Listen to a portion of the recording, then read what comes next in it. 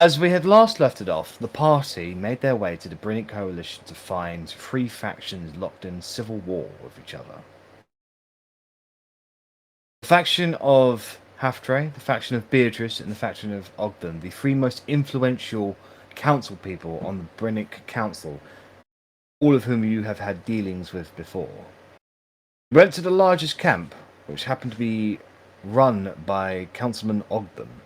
And once again, he was his cowardly, snidely, looking out for himself ways. He was advised by an individual by the name of Darlington, who you guys instantly took to a distrust to, and began bullying the helplessly poor individual. However, Ogden has said he's willing to come to the table to negotiate if, and only if, you perform some tasks for him that levels and sort of equals out the playing field for him. He has asked you to earn a reserve of Halfdray's grain to demoralize his soldiers. He also wants you to destroy Beatrice's supply of components, or taint them, just make them unusable, to lower her men or her armed forces' capabilities. And he feels as if they were taken down a notch, he'd be of equal footing, because whilst he has the largest army, none of his guys are trained. They're not fighters, they're conscripts. And he knows this, and that's why he has not marched anywhere. So with that information in tow, you decided to leave Ogden's camp and make your way back out into this open gorge canyon place with a singular mountain in the middle of it all, where you can see the three separate factions that are camped in separate sides of this gorge, this like gargantuan Brynnic gorge. And your path is open to you. So, you've marched through Ogden's camp, and his armed forces are behind you, and the countryside, or the wilderness, is ahead of you, albeit in a bit of a sorry state, as there have been quite a large amount of fighting happening around here. So many areas of the forests are either chopped down or burnt away. Many areas of the plains are kind of trampled, stomped on, and occasionally there will be a body here or there of somebody who maybe took wounds from a battle and then either retreated from the battle and died of said wounds away from where anybody would notice them, but they are just kind of like scattered around, really. So, where would you guys like to head off to next? I think we're going to the southwest camp. Don't think we know who that is at the moment, but that was the plan. Can you just give me a brief description of what that camp looked like, please? Because no, like there was three camps. So there's one at the top, one at the southwest, and one at the southeast. There was one that was the largest camp. There was one in a deforested area, and then there's one in a naturally southwest, defensible smaller, location. well defended is what. I feel the southeast with the deforested one. Okay. All right. So you want to make your way to the place where it is. There's a lot of natural defenses. Is that correct? Yeah, we'll try that. Okay. Who will be leading the way? Probably me. Either me or Korgrin. We normally take it in turns. Oh, who wants to handle Arri's sheet during this, by the way?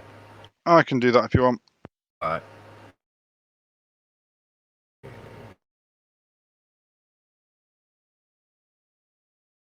So, either Otti or Korgrin, basically the lead. Alright, can I get a perception check from one of you two, please?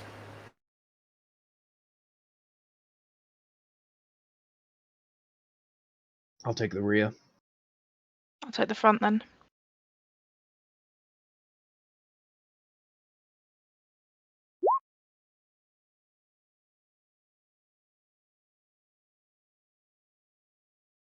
You have advantage on your perception checks, Otti. Yep, because I still have the shield from the third session. That's right. Okay. Alright. So, Otti, as you begin trudging your way through this countryside, past the forgotten about battlefields, over the burnt out forests, sort of just keep your eyes open, and with that perception, you'll be able to identify the various patrols of Ogden. And then eventually, as you get closer to this more defensible location, patrols kind of die out and you don't see anyone for a good hour or so. You've most likely hit kind of like a no man's land sort of area. Pressing on a little bit further, you will be able to make out strangely armored individuals. They are human, as best as you can tell, and maybe various races and such. There's a lot less of these patrols, and the patrols are a lot smaller. But you can tell just from their armor, which is glowing, that there are some magical enchantments on there. You can tell by their spears and their longswords, which have either like a kind of a red hot glow about them, or an icy kind of mist emanating from them, that their weapons are enchanted. And you get the feeling that these people are, whilst there are less of them, they are exceptionally well equipped. Would you like to avoid these patrols altogether, or do you want to do anything with them? Do they have any kind of insignias or emblems on their armor, etc.? Yes, they do.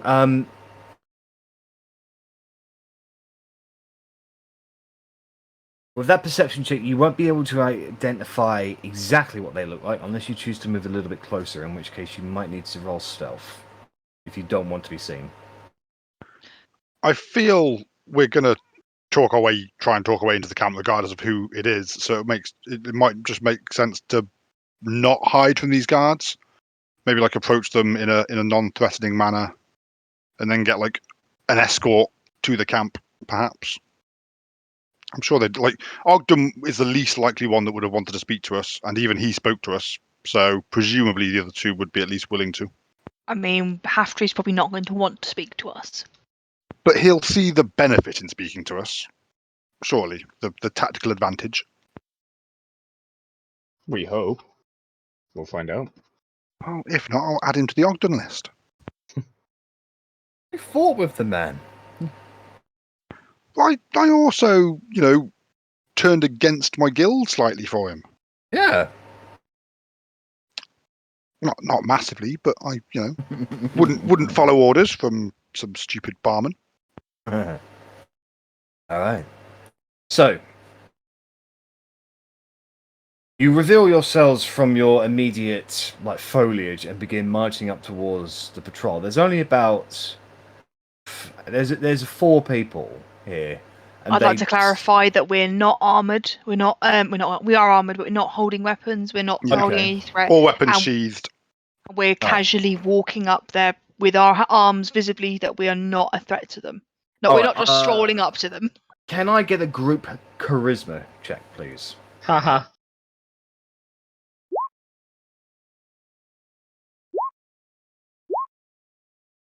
And obviously the charismatic guy rolls shit, because it's me! What do you mean the charismatic guy rolled an 18? Okay. I mean, even I rolled better than Rennas. Yeah. Everyone rolled better than me. So as soon as you sort of reveal yourselves, these people, they immediately stand to attention. They begin to withdraw their weapons, and they see that you're approaching them without any hostile intents. And you can see the lead individual, a woman, quite butch, bund up hair a little bit, a few scars on her face. She sort of just puts out her hand and says, "Halt! Who goes there?" Guardians of the Forgotten go here. Oh. How can we know it's definitely you? You know our faces. You must have seen us in the giant mind invading. Yes, but show. we are also aware of illusions. This is fair. I mean, I'll do some divine magic bullshit. You know, everyone loves a bit of divinity. It's I'll like, I imagine like divine balls for like juggling and stuff.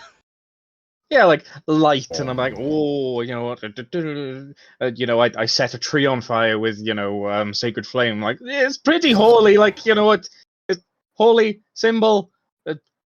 Okay, make a persuasion roll, please, Korgrin.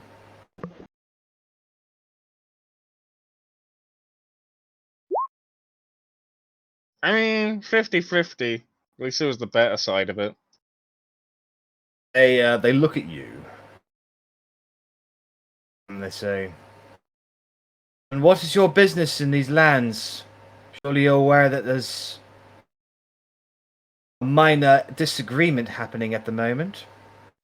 And we'd like to try and put an end to this minor disagreement by trying to speak to all parties involved and come to an understanding of what's happening around here. Also, we passed through Brine some time ago, and it was a lovely town. We don't really want to see it torn apart by infighting and just pettiness. Also, we're pretty familiar Fortunately- with Half-Tree, and I can't remember the woman's name. Beatrice, maybe. We are under orders from our councilwoman Beatrice. Ah, there we go.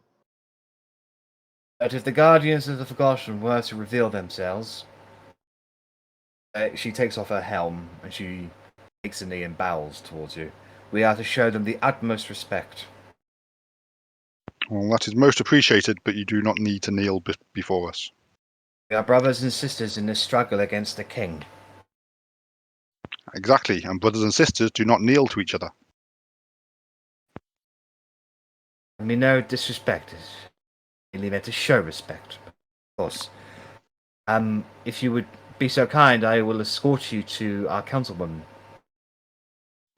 Thank you. We would like to speak to her. It'd be great, thank you. I'm sure her and her advisor will be more than happy to talk with you. What's his Why does name? everyone have advisors? What's the just while we're talking? Just what's the advisor's name? I believe he goes by the name of Darlington. Really? Yes. Insight. Go right ahead. I want to know if this is bullshit. Watch me roll a 2. A 3. I mean, she has a look of kind of defensive look from Rennas, like, really, to what she just said. She's like, yeah, what? Why would I lie about that sort of I thing? apologise. I was not trying to offend. It's just. We'll is the second. explain. This no. Yeah, okay. We'll explain when we get to camp. It's Okay. Just Yes. We'll get into it later. it's a familiar name. It's just it's one of those names when you just happen upon it and you're like, oh, now I've heard that. I'm hearing it everywhere, kind of thing. That's all. I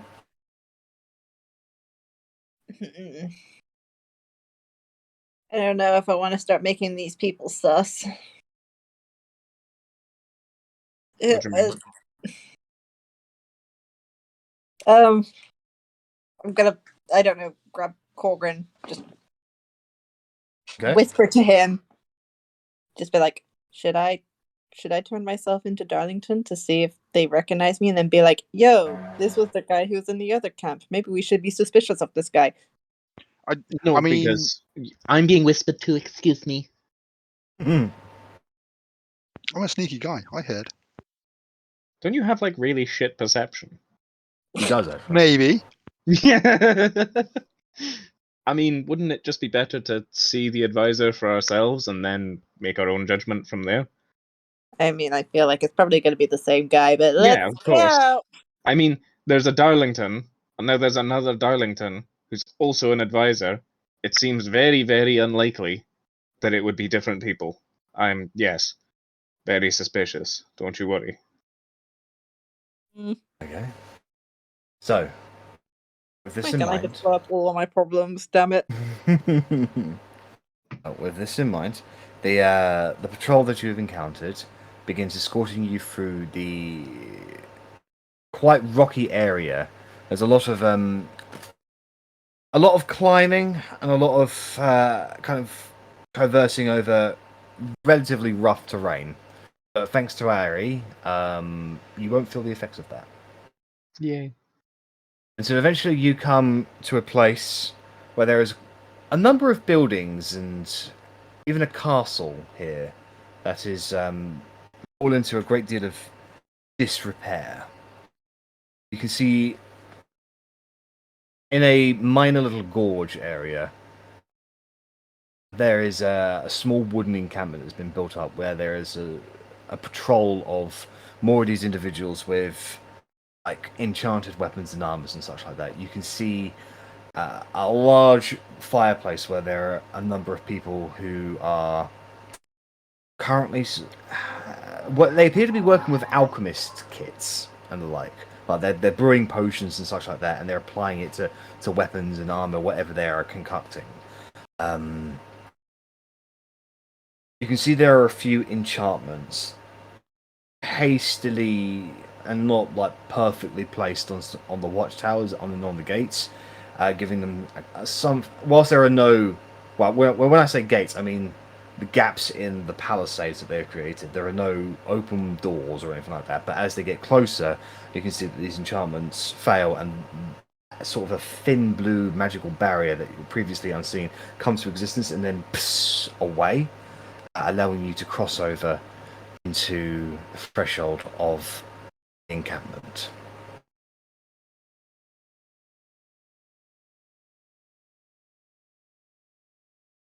The patrol leads you into the center of it all, up towards the main tent, near the bonfire. Now, this main tent has an inner ring, like a much smaller ring of like wooden protections and stuff, but you can see there's a small little dome overhead that you're not too sure exactly what it does. But you get the feeling it's some form of protection or enchantment or something in that regard. You do recall that Beatrice did have some magical knowledge when you last saw her. Yeah, she teleported away, I believe. Just a question, Jack. Are we meant to see Yeah. these chests on the map? Oh, they're just part of the map. Okay, fair enough. Rennas is off. Okay. As you get closer and closer, the guards to this particular area just sort of halt, and the lady steps forward and says, "I bring forth guardians of the forgotten. They have come to speak with the councilwoman." Wait right Hi, here. everyone. I shall go summon them. The guard goes inside. The patrol looks to you and says, "Well, this is where I'll leave you. Good luck." Thank you. They, Thank you very much. nod in respect, and they leave the premises to go back to their patrols. So, with where the guard has gone, Yep. have they gone kind of there, effectively? Yes. Inside, yeah. So, could we... Because I don't know if the Darlington is going to come out. I'll just kind of turn to the group and say, look, it's a weird idea, but can we all break line of sight? I want to see the advisor's reaction to us as soon as they see us. If they're going to come out, that is. I'm not sure how the rest of the guards here will react if, as they fetch Beatrice, we all hide. Oh, no. I don't mean like hide. I just mean break line of sight. I just mean like turn the corner. You know, I just don't want... I want... If there's any kind of reaction from the advisor, I just want to see it up close and personal, rather than from a distance, if that makes sense. They're like, I get where loiter you're by the coming door. from. I want them to have to turn and see us, and they can't hide their reaction as well. If they leg it, we're gonna see them leg it, basically. And not just that, but if they've got time to prepare toward, walking to us, then that's going to be shite. Whereas if they've got no choice, if suddenly they're this close because they've turned the corner and we're there, then I feel like that's better. So could we look around to see if there's anything that kind of does that serves that purpose? There are some tents nearby. There's some stables. There's kind of like rackets of arms and armor that you can sort of just kind of blend into, really. Like not hide, but it's like kind of blend, like direct line of sight, really. just tell one of the guards then, just, we're going to take a seat down there if you don't mind, and then just... We'll be out in just a minute, so... Okay. It's a long walk. Just want to rest on our cahootses for a second. Very I need well. to do a ritual. Very well. Actually, I do need to resummon Toby if that's cool with everyone. It'll take you Sure. 10 minutes, won't it? Yeah.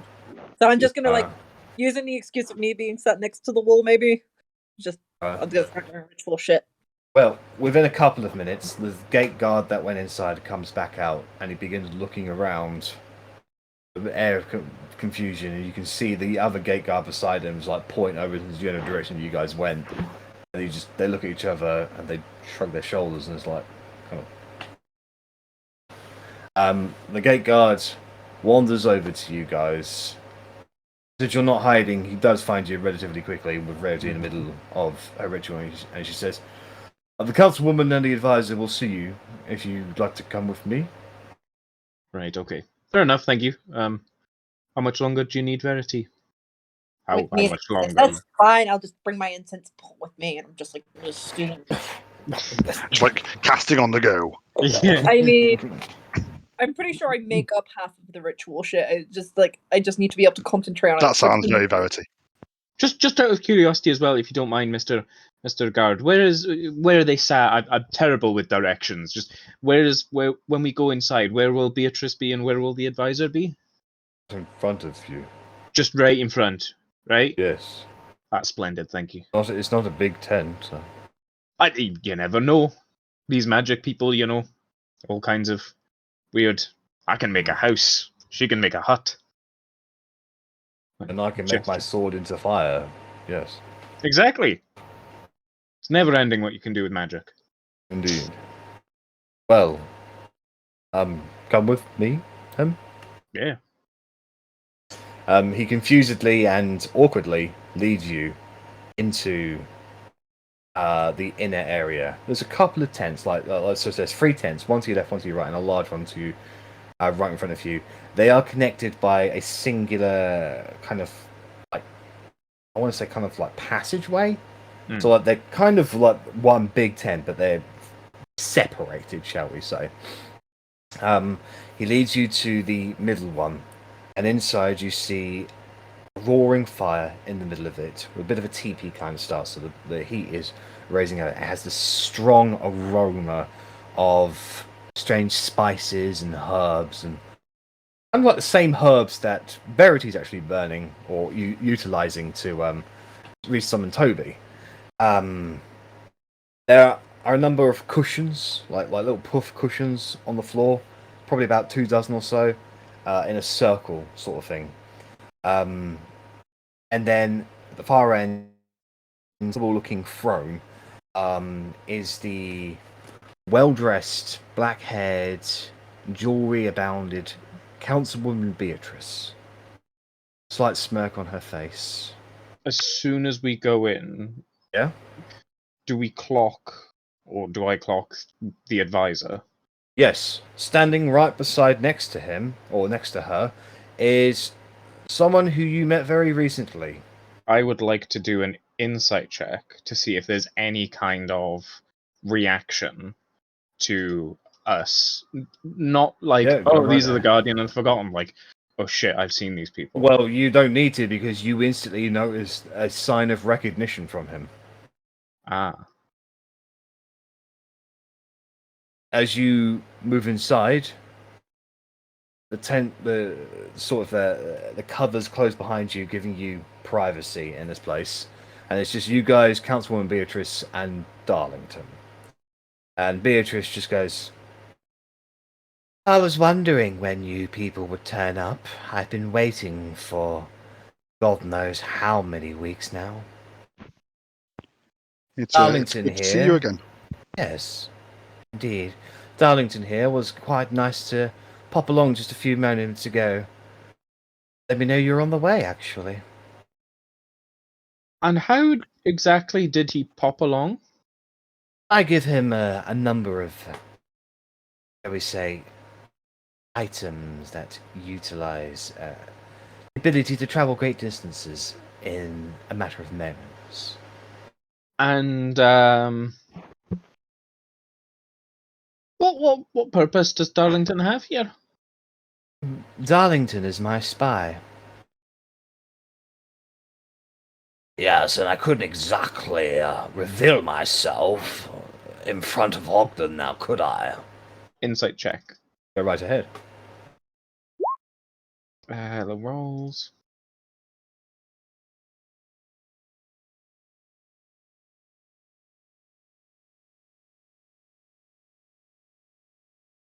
Someone's bringing up a character sheet to do a deception check.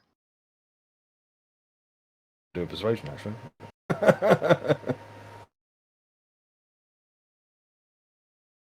So, as you sort of gauge his reaction a little bit, you still see that charismatic mask about him, and honestly, he seems honest. He seems friendly, if anything. He's behaving as if a kind of a burdensome mask has been taken off of him, and he's able to sort of let his hair down a little. I'd like to whisper to the group. Do we believe this bollocks? It's killed my fucking spider.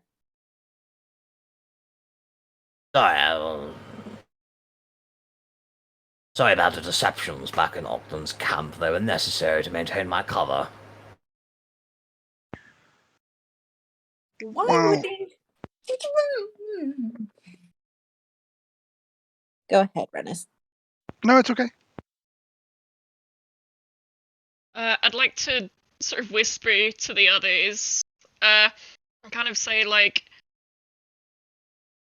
do you think there's any chance we could share info on Ogden and see how he'd react?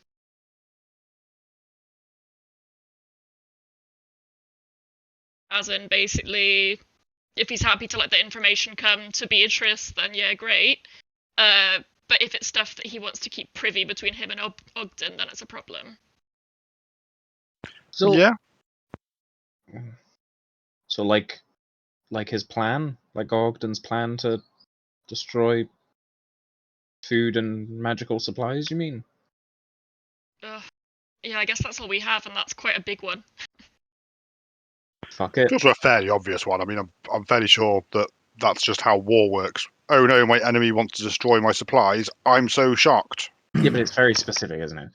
But you are Well, right. at this point, Beatrice does clarify, call out and says, "So, I've welcomed you into my inner hut, and the first thing you do is huddle up and whisper amongst each other. Where are your manners?" Surely you can understand the confusion that we've come to the second camp, and the same person is there. And okay, you say he is a spy for you, but Yes. we've met lots of people that claim to be spies for lots of people, and it turns out they're just scumbags. So Well, he's the it was right just kind of scum. surprising. I was certainly not expecting it. However, this is your camp. If you believe you can trust Darlington, we certainly do not have any evidence to the contrary right now. I expect Darlington knows what will happen if he's not honest with me. Oh, frightfully so, madam. So has Darlington told you of Ogden's plans then? Oh, about that, my little cache of components he wants to burn. Yes, certainly. If you wish to participate in that, I've already set up a dummy that is out in the wilderness, where his scouts can very easily see you burn it. And if we were to go to Half-Tree's camp, will we find another Darlington there? Yes, you will. The same Darlington? Certainly. But you can only be in one place at once. Oh, yes. But the Fortunately, other- I'm not as gifted with the arcane arts as Madame Beatrice here, but she Insight. has Yeah, go right ahead. she has got a good deal of magical protections and gifts that she's able to share with us, as shown by her forces outside, of course. Does it not raise suspicion by the other leaders if you're only there, 33% of the time? Korgrin, you don't detect any dishonesty from him.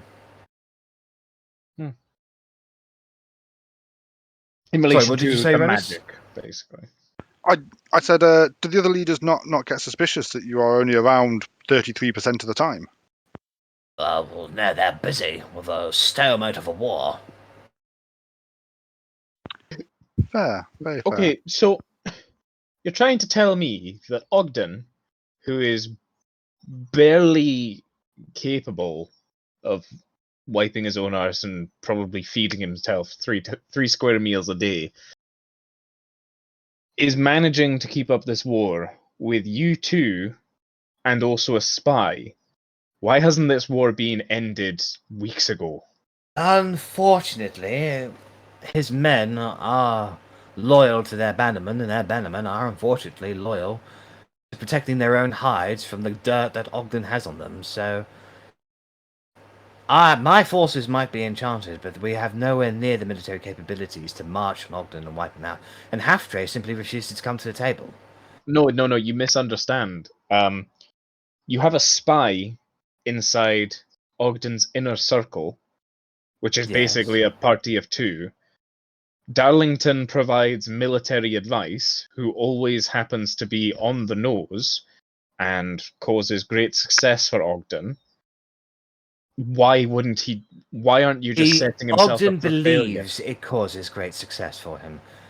He wins no more victories than what I allow him to. I mean, besides the point, you could have just killed Ogden weeks ago. You have a spy. And then we have a massive horde of power-hungry bannermen spreading out everywhere. I would much rather have Ogden keep it together in the pathetic way that he does than have to deal with power-hungry, bloodthirsty bannermen. I'm sorry, it's just this civil unrest has been going on for weeks now, and yet no resolution has been brought. There's plenty of time. Unfortunately, Half-Trey did start this all endeavor by gathering his own forces. It did appear that he was moving to attack us, so I had to muster my own forces in defense. Insight. Right ahead. Didn't say it was you who gathered your forces first. No, I think Ogden said it was Half-Trey too. Yeah, Ogden said it was Half-Trey. Oh, god damn it. Why is everyone being stupid? Oof. Oh, I should have hidden that. You can't really get a good read on her. Like, she's skilled enough in the politics game to be able to hide her hand, but she doesn't strike you as a dishonest person. It's just more of a case you just cannot read past her social face at the moment. Then, surely, as someone who's worked alongside Half-Trey, or at the very least, had a working relationship with the man, why would he gather his forces and march onto whatever it was he was going to march onto? Something to do with the knights, I think. Of course, I myself was almost assassinated by the knights not too soon after I met you, actually. I did try and warn you. That is how we met, Indeed. Lady Beatrice. However, that little act opened my eyes to the treachery and the dangerous capabilities of the knights. And the moment that you declared... Well, the moment that Meltokio declared their independence and subsequent rebellion against the crown, I thought I'd follow suit. Why would you not... be... I apologize for interrupting, but why would you not naturally align with Half-Trey then, if he is going to march on the knights? If his He's goal refusing is... to come to the table. I have sent emissaries. And he has rejected them all. In fact, what he has done in return is he has attacked my forces. So in retaliation, I have attacked him. Has he stated any terms of why he refuses to come to the table, or anything at all?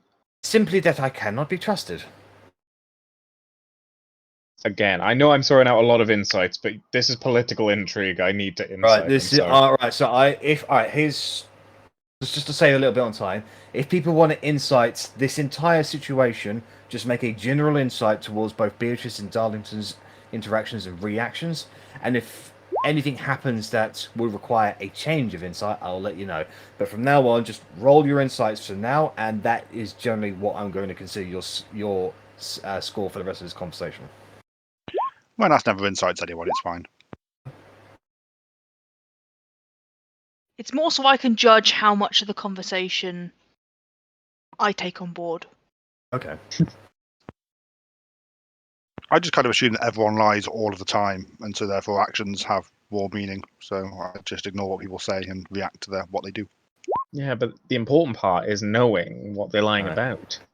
Okay, so Russ and Otti, and Korgrin, so Russ and Otti, you guys can't really see beyond the social graces of what Beatrice is doing. However, Korgrin and Verity, you are able to see through it, and you can see that this is a woman under a considerable amount of stress.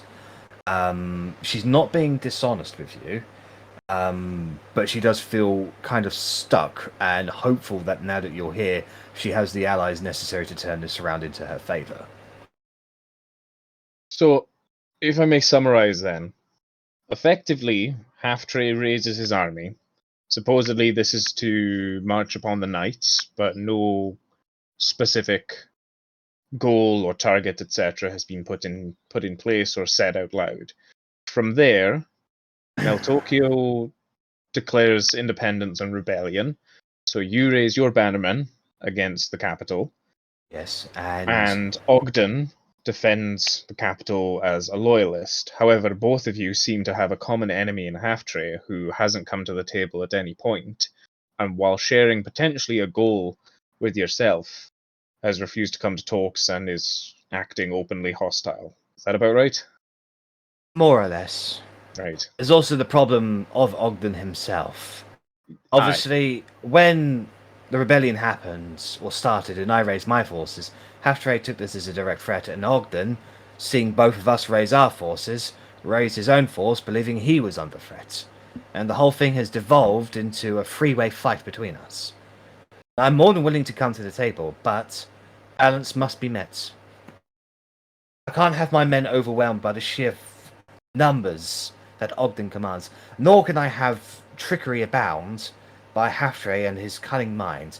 He may act like a buffoon, but the man is aware of the situation. With all due respect, it seems a little bit harsh to call trickery from Half-Tree when you've literally got a spy in both their camps. Yes, well, Well, war is, it's, yes, I fully understand your reasoning. I like to know what's in my hand and in my opponent's hand. A perfectly reasonable statement. But let's not pretend that trickery is always a bad thing. Well, how about this? It would put me in a much more comfortable position if you sided with me and you did a couple of tasks for me. Ogden's men, there are too many of them. Poison one of his wells. Lessen their numbers. You don't need to kill them, just make sure they're not fit for combat. Reduce the amount of numbers he has, and I'll feel a lot more comfortable. Also, Half-Tree, unfortunately, is as clean as a whistle. He's never had any hints of corruption about him. There's nothing I can blackmail him with. So, I need leverage. He has a portrait that he takes with him everywhere.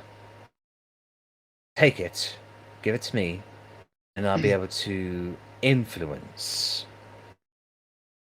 future negotiations with him. If he knows that I have it, and I can do whatever I want to it. Has Verity seen this portrait?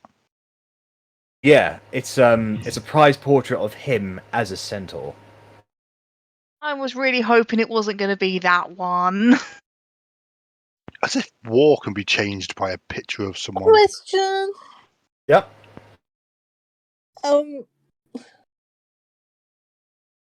Were these your recommendations, Mr. Darlington?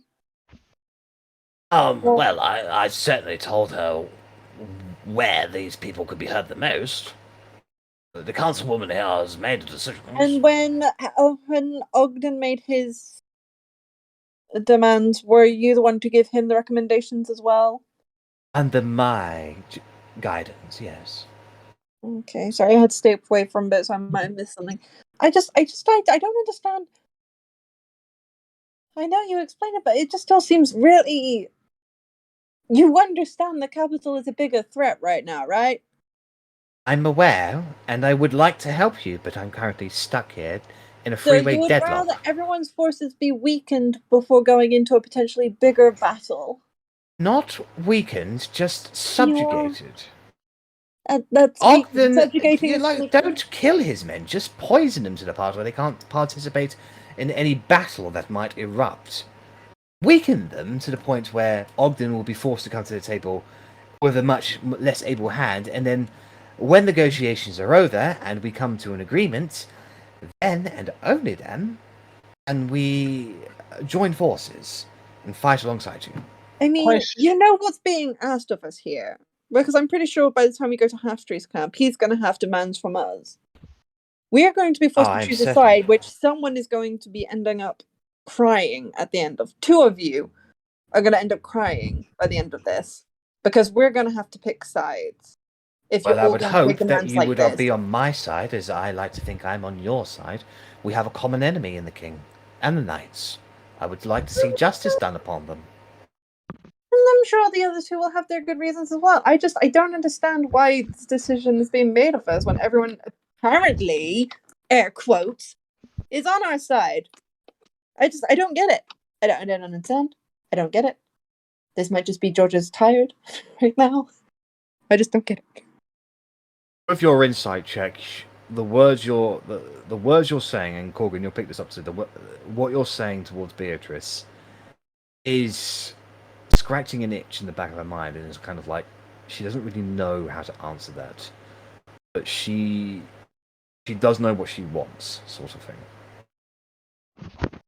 That's one thing her social graces can't hide from you two.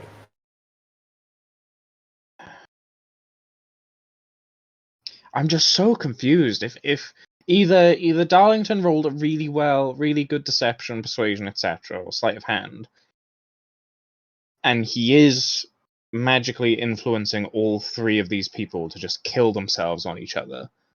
I just don't understand how she can have this itch that she can't answer, which to me suggests kind of magical influence, but it's not Darlington.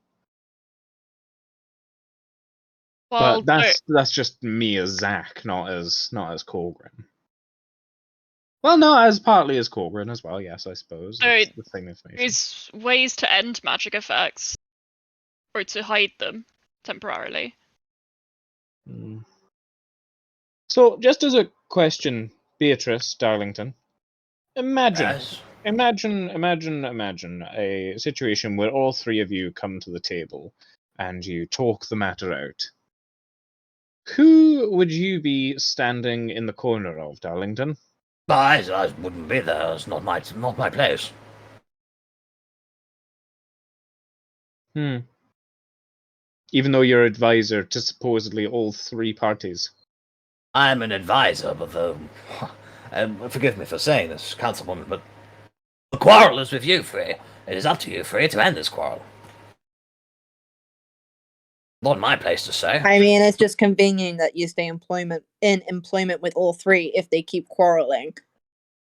Like, you're not advising to resolve anything. You're advising to try and I'm simply doing what my councilwoman demands of me.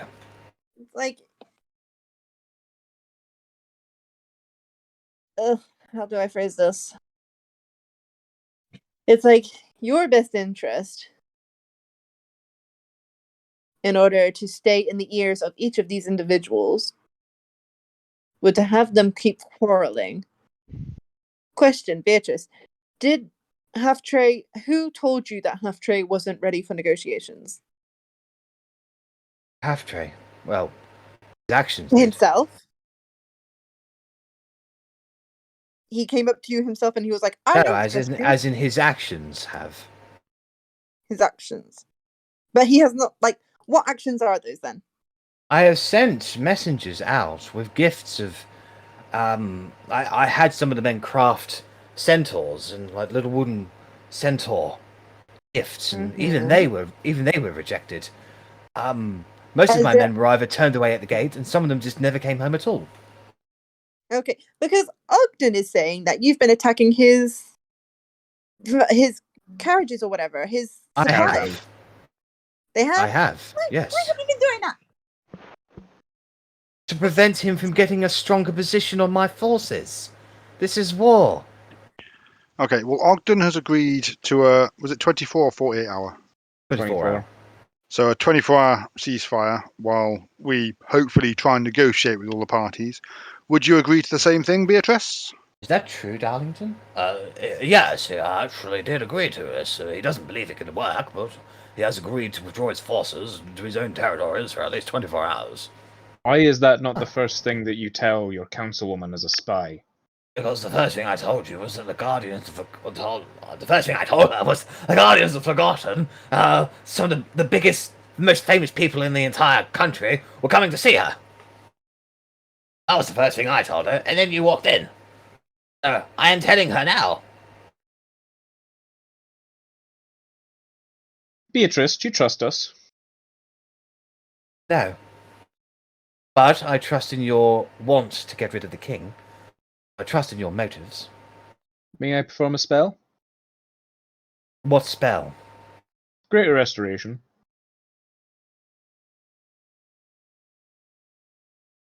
Why? Gut feeling? Make a persuasion roll.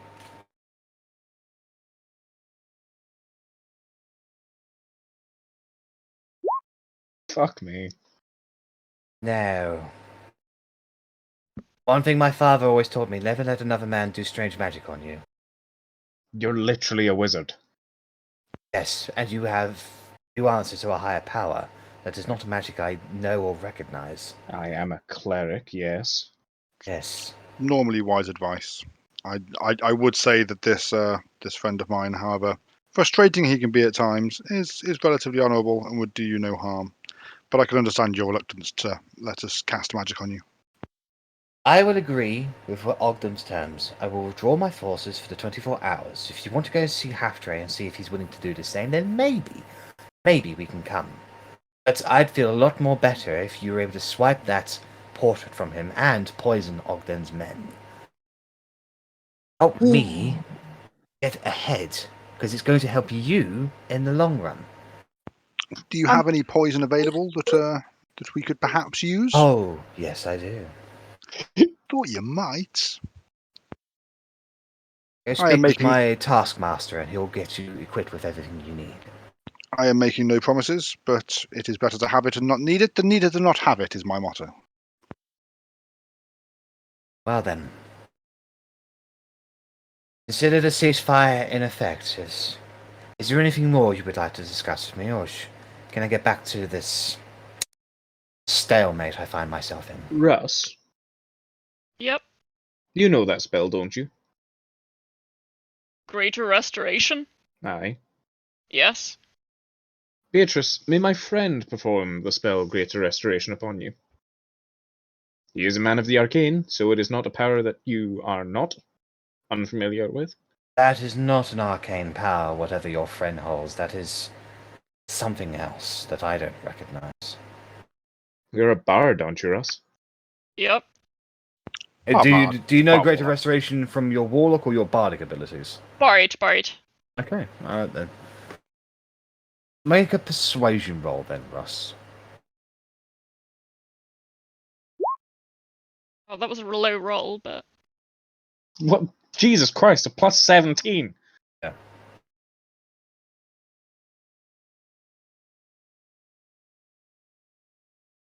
She looks at you and she says, "You can perform any of your strange magics on me after Half-Trey agrees to a ceasefire." Korgrin will openly just, because we're gonna get the same bollocks from Half-Trey. Oh, no, because he didn't say come to the table, he said agree to a ceasefire. They've No, I know, both agreed to a ceasefire, so Listen, I know, but what I'm potentially. saying is we're going to have that conversation again, and then we're going to say, look, the other two parties are open to a ceasefire. Would you also be willing to open to a ceasefire? Is what I mean. So just Verity also just at the moment, just like the flames at the side of my face. If that is what you so desire, Councilwoman, then we will be returning post haste. Very good. I Don't be think- surprised if you see my spy in Half-Tray's camp as well. May I impart a little bit of dwarven tradition? What is that? A coin. May luck favour you. I will give her a gold coin. You'll take it. She will do an Arcana check on it. It's a plain old gold coin. Then she will notice nothing special about it. Mm-hmm. Except that it's Korgrin's gold coin. Thank you, I suppose. It has Korgrin rules like carved into one side of it.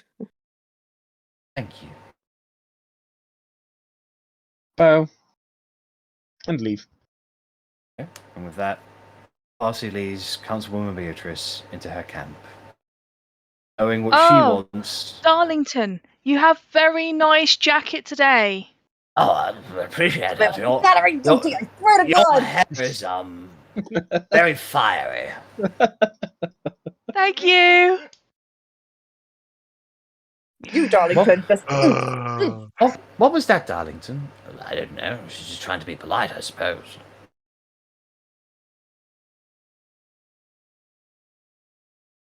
So, Rennas, would you like to go and get that poison from the Taskmaster in the camp? yes, I think that makes sense. Okay. So, are you proficient in poisonous kits? I am not. Alright. Go ahead and just make a... this should just be a wisdom check, please. Wisdom. I'm good at that. I mean, that's not a bad roll for -1. No, it's not bad, actually. The poison that you have been given would be enough to... If a single person was to consume all of this, they'd probably be dead within a few seconds. But if you were to put it into a water source, you can definitely tell that it's going to give a lot of people a lot of shits. Okay, so it's not likely to kill anyone. It would just make them ill. High concentration doses of this would most likely Yes. do a fair amount of poison damage, but if some people were to drink it in smaller quantities, if it was diluted a lot, then yes, it would probably give them quite bad stomach aches. Very good to know. Thank you very much. So, what would you guys like to do from here? Right. Right. Half-Tray's camp, I guess. So, while we're, I suppose, traveling, I'll loop people in on my plan. Okay, so you begin making your way over to the deforested area. That would be Half-Tray's camp. So, just letting everyone know, I'm fully expecting to see Darlington there. I do, however, have suspicions about Darlington, and I don't quite trust that Beatrice is 100% herself, as, my requests are restorative magics. I Quick either question. Yeah. Do we suspect if there is a magical effect, do we expect it would be on Beatrice or on Darlington? I'm thinking it's on Beatrice. However, I want to just see how she acts while Darlington's not there. So I'm probably going to end up scrying on my own gold coin. And remember that I can also dispel magic, that's a bit more hostile. Yeah, it's one of the reasons why I thought restorative's probably better rather than dismissive. If push comes to shove, then it may be necessary, but I am kind of concerned that we're going to see Darlington at Half-Tray's camp, and it's going to be an aggressive Half-Tray who's maybe being lied to by a Darlington. Because I still don't trust Darlington. I still don't trust him. That seems fair. There's something there that I just cannot read. I think he's being puppeted into being this aggressive character. My gut feeling is that Darling while Absolutely. waiting. Whether there's a chance he works for the king or something else. Certainly making 3 relatively powerful factions turn against Ah. one another for no reason is a bit... Bollocks. We didn't ask how Beatrice came upon Darlington. We did not. Shite. Oh well. He's Beatrice's Edgar. Sounds about right. So here's my thoughts on the matter: that this whole infighting political bullshit is far too boring and faffing about for my liking. But at the end of the day, Beatrice is wanting the same thing that we want, is to fight against the capital. And if we're going to have to take a side, it makes sense to take a side that's already on our side. I mean, I could swipe a fucking portrait like that, and I'm sure we can find a well up there and go and poison that. I've checked the poison, by the way. It seems safe. Don't drink this vial yourself, but in a well, it should be fine. It's going to make him ill for a few days. So there's logic to this. This come to the table malarkey. The enemy Not you just- invite inside is a lot worse off than the enemy that kicks down your door. But it's not just that. Ogden wants us to potentially hurt the numbers, and that's the problem. Is that this Beatrice's suggestion has been kind of not as fatal, and they can recover it if we want to recruit them. However, Ogden is very much a case of not fucking interested, get rid of components, and we need that. But Beatrice has already said that she's got a dummy one set up that we can go and burn that. Job's a good one. Aye, but if they are still genuine spell materials, then that's still... Well, I'm assuming it's an empty wagon with a big sign outside saying spell materials. Don't know. It actually is. Yeah! I'm just saying it's in an arcane kind of way, sort of thing. I'm also just saying that if say we do deem Beatrice to be the best person to bring on board for all of this, it's not Beatrice with Darlington, and we don't know if Darlington does have his claws in her or some other person does. Very and true. Then suddenly we're trusting someone who could very well be an ally, but isn't maybe in the right faculty, or is letting slip information to enemies. It's not worth it at that point. I must admit, we've worked with Half-Trade before. We've fought alongside Half-Trade. Half-Trade would be my first choice of someone to ally with. It's just I know we have not had the best of pasts, and I'm fairly sure that my presence might make things even worse in the negotiations. I'd also like to point out that I don't actually trust any of them. Like, if we're talking about from a trust point of view, I can't trust any of them, especially Beatrice, knowing that she's orchestrated, in quotations, that all of this with the backstabbing, and I don't want to True. trust any of them. Very fair. True. Whereas Half-Trade has shown himself to be honourable, which could be we've interesting. also- I don't know what his part in this whole thing is. We also have got a little bit of blackmail material on Half-Trade. Do we? Which is? The obsession with centaurs. I mean, blackmail needs proof. Us going around saying he's obsessed with centaurs isn't much of a blackmail position. Depending on how this conversation with Half-Trade goes, I might have a plan. Well, I have an idea, not so much a plan as something that could be turned into a plan, maybe, like with things accessible to me. It's literally the most worrying thing ever when Verity goes, I've got a plan. It's terrifying. And it It just requires scares the shit- different types of equipment. Well, no, because okay, so I'm a fairly decent actor of sorts, and I can make myself look like other people, like physically changing my appearance, not an illusion. I can physically change myself. So we get them all to have this ceasefire and meet up.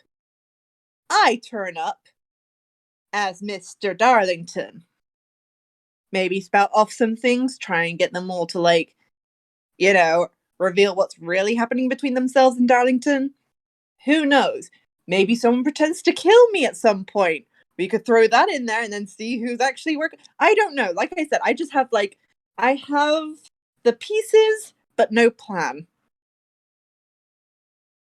In my opinion, that's something better orchestrated in one-on-one situations rather than it's easier to play. It'd be easier for them to play it off in a group than it would be.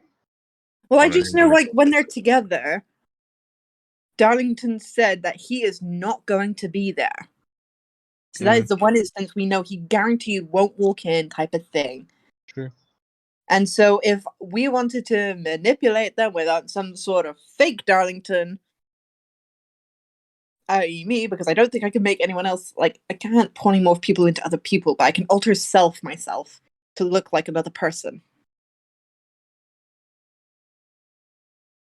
Would such a scenario during a negotiation not mean that probably all three parties want to kill you?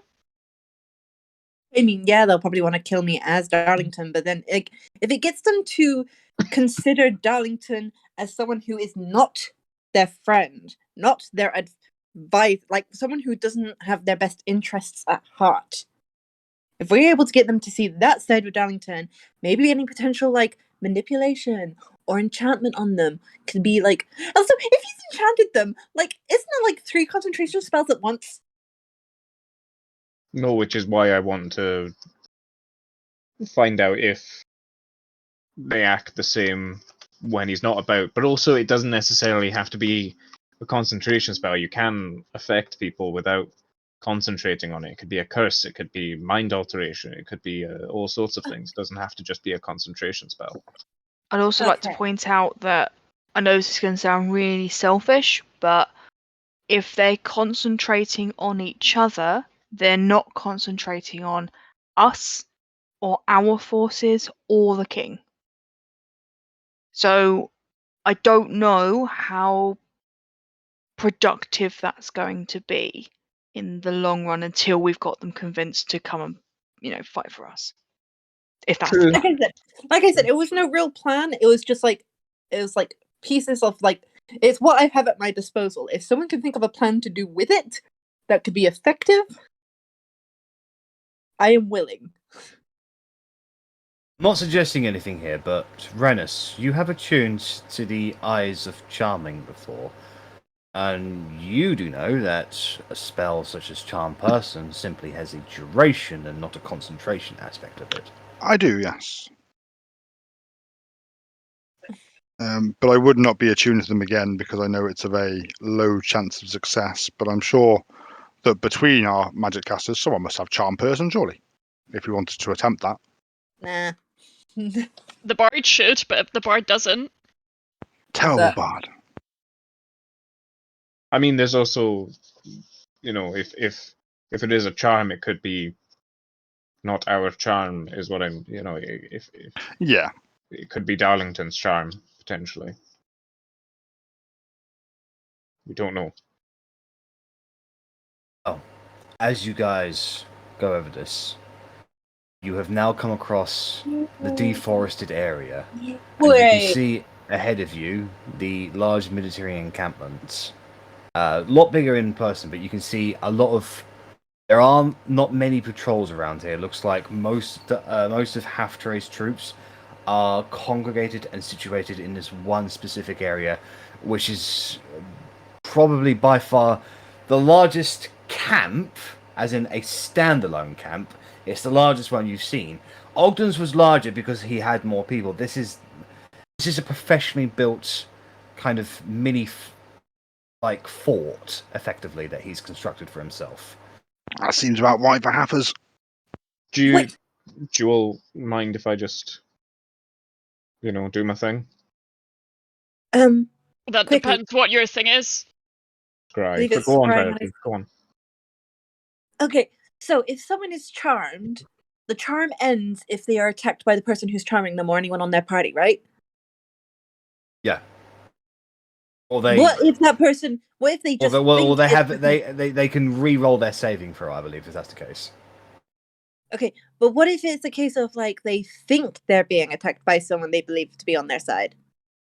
I suppose that depends on the nature of the spell. If there's some kind of magical connotation to this is the individual that cast the spell on me, or I think this is the person that cast the spell on me that is Or if hurting me. there's a spell that has a bit of a psychic link to it, then Perception Okay. probably would be able to overcome it. It depends whether our magic is pedantic or not. Basically. Okay. I don't know what pedantic means. Irrelevant. Fussy. No, pedantic's not irrelevant. Pedantic is kinda- like fussy. Like focusing on tiny details of stuff and being really picky and Yeah. that kind of. Scram a gold coin, please. Okay. Your vision leads you back away from your body over the gorge area and zooms down into Beatrice's camp, and you can see she's currently in there with a number of her bannermen, and looks like, from what you can tell, she is currently giving orders to her bannermen to withdraw her forces behind their territorial lines. She gives explicit instruction not to withdraw her scouts. I would just like to watch for as long as the party will allow. So if they say, like, oh shit, there's people coming and wake me out of it before 10 minutes is up, then that basically. That is it's basically that over the course of the next 10 minutes. You don't see Darlington there. She has a lot of bannermen, and she gives them all their individual orders, but mainly it's like, all right, you're going to move your men here and you're going to protect this area. You're going to move your men here to protect this area. I want this regiment of scouts out, scare around this area, and I want to be reported on all enemy troops activities out there. And they do say, if any sign of the enemy is marching on us, then get ready to muster forces and meet them. Does she act? I know I'm not an expert on Beatrice and Beatrice's personality, but does she act in the same way as she was acting when we were there, basically? I mean, she seems a little bit more authoritative, but that could be because she is commanding her bannermen. More position of power, less conversational. Yeah. Okay. I mean, if that's it, basically, for the 10 minutes, then Basically that, yeah. I'll relay that to the party and just. I mean, Darlington isn't there, so it's not like there are 3 Darlingtons, which That's what I was concerned about. I think it's probably better. I'd rather 1 Darlington than 3 Darlingtons. I'm getting sick of saying the name Darlington, if I'm being completely honest with you. Too many darlings. We'll call him Darls. She does seem a bit more full of herself, but I don't know if that's because he's not there or if that's just because she's giving orders to her troops. It does seem like she's going ahead with the ceasefire. She is pulling her forces back, though. So that's good to know. I don't know if that's some kind of idea that's implanted or if that is actually something she has taken away from the conversation. I really don't know how deep this goes at this point. So yeah, I don't know. I thought I'd catch something out by doing that, but sorry, guys.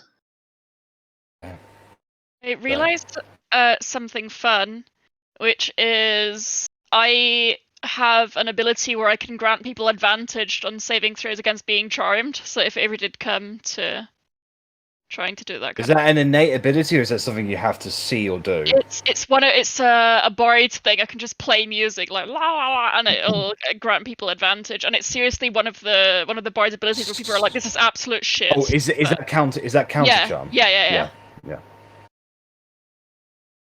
Nice. It's a very specific ability, but a very useful one as well. Well, I thought I'd mention it here because it seems like if we do something that requires a charm saving throw, maybe my 1 in 10,000 game ability could be used here. I would like to, before we go in, cast Enhance Ability at... What level should I do this? Verity, do you want to insight better or no? What? Didn't hear that, sorry. No, my insight, my insight's pretty decent. I always have lucks and stuff. All right. I'm pretty I will I'll cast Enhance Ability at second level, Jack, and give myself Owl's Wisdom, advantage on Wisdom checks. Alright then. So let me just mark that spell. And then, yeah, just... That's me. Okay. So, as you approach this fort, you can tell it is the soldiers here, they're different. They are organized. They are alert. They know what they're doing.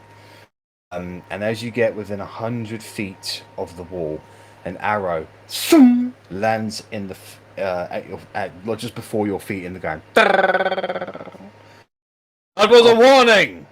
Step no further and state your business. I'll pick it up and pop it in my quiver. We're here to speak to Councilman Halftray. We mean no harm. Just wishing for a discussion. Darlington probably already said we were on the way. I mean, I don't know Halftray's who not you supposed are. to know that. Turn around and go back to your homes. This is a war zone. We're fully aware. We're the Guardians of the Forgotten. You've probably seen us in your mind.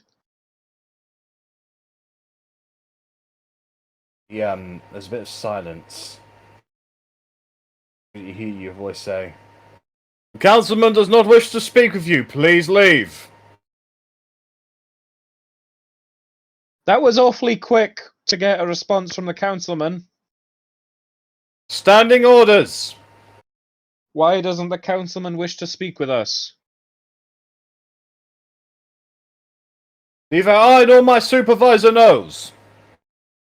Please, can you get your supervisor? I wish to speak to All your right, manager. Karen. Karen Bravebeard. There's probably a 5-minute delay now.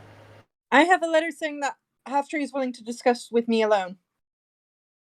Let's just wait a second. Okay. If we get turned When I away, wrote to him and he wrote back. One of Halftray's men walks out of the gate where there are the palisades, takes his helm off, and he says, "I'm under orders to deny you entry due to your affiliations with criminal organizations." and if we no longer have any affiliations to criminal organizations. He didn't say. Sounds like you should go check. Wait, is Korgrin going all Karen on them? The guy is basically like, "Are you fucking serious?" Very well, I shall go back and ask him what he wishes to do. Thank Please you. wait Thank you for here. your time. And in a huff, he turns around and goes back into the camp. And he goes, "Wait another 5 minutes."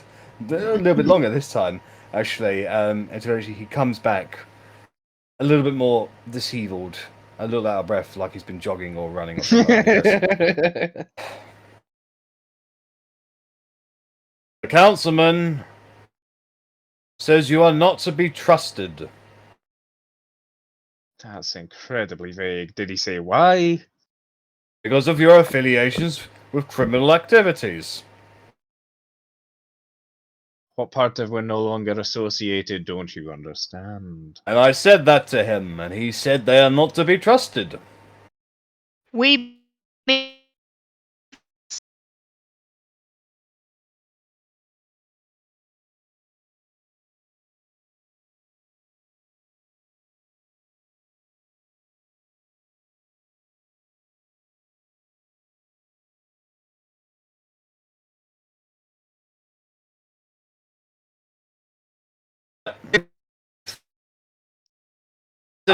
As he's done for Halftree relating to the advisor.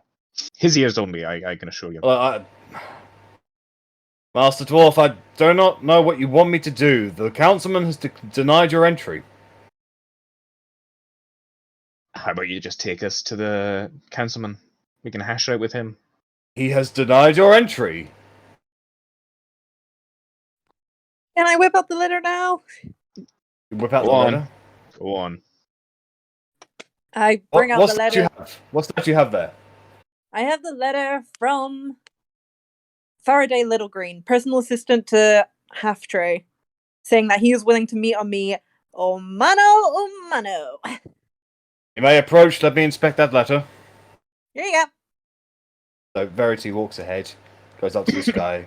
He takes the letter and he reads it over. Very well, please wait here. And he goes back inside. And you wait another 5-ish minutes. And the guy returns after another 5-ish minutes. Even more out of breath. It's sweaty now.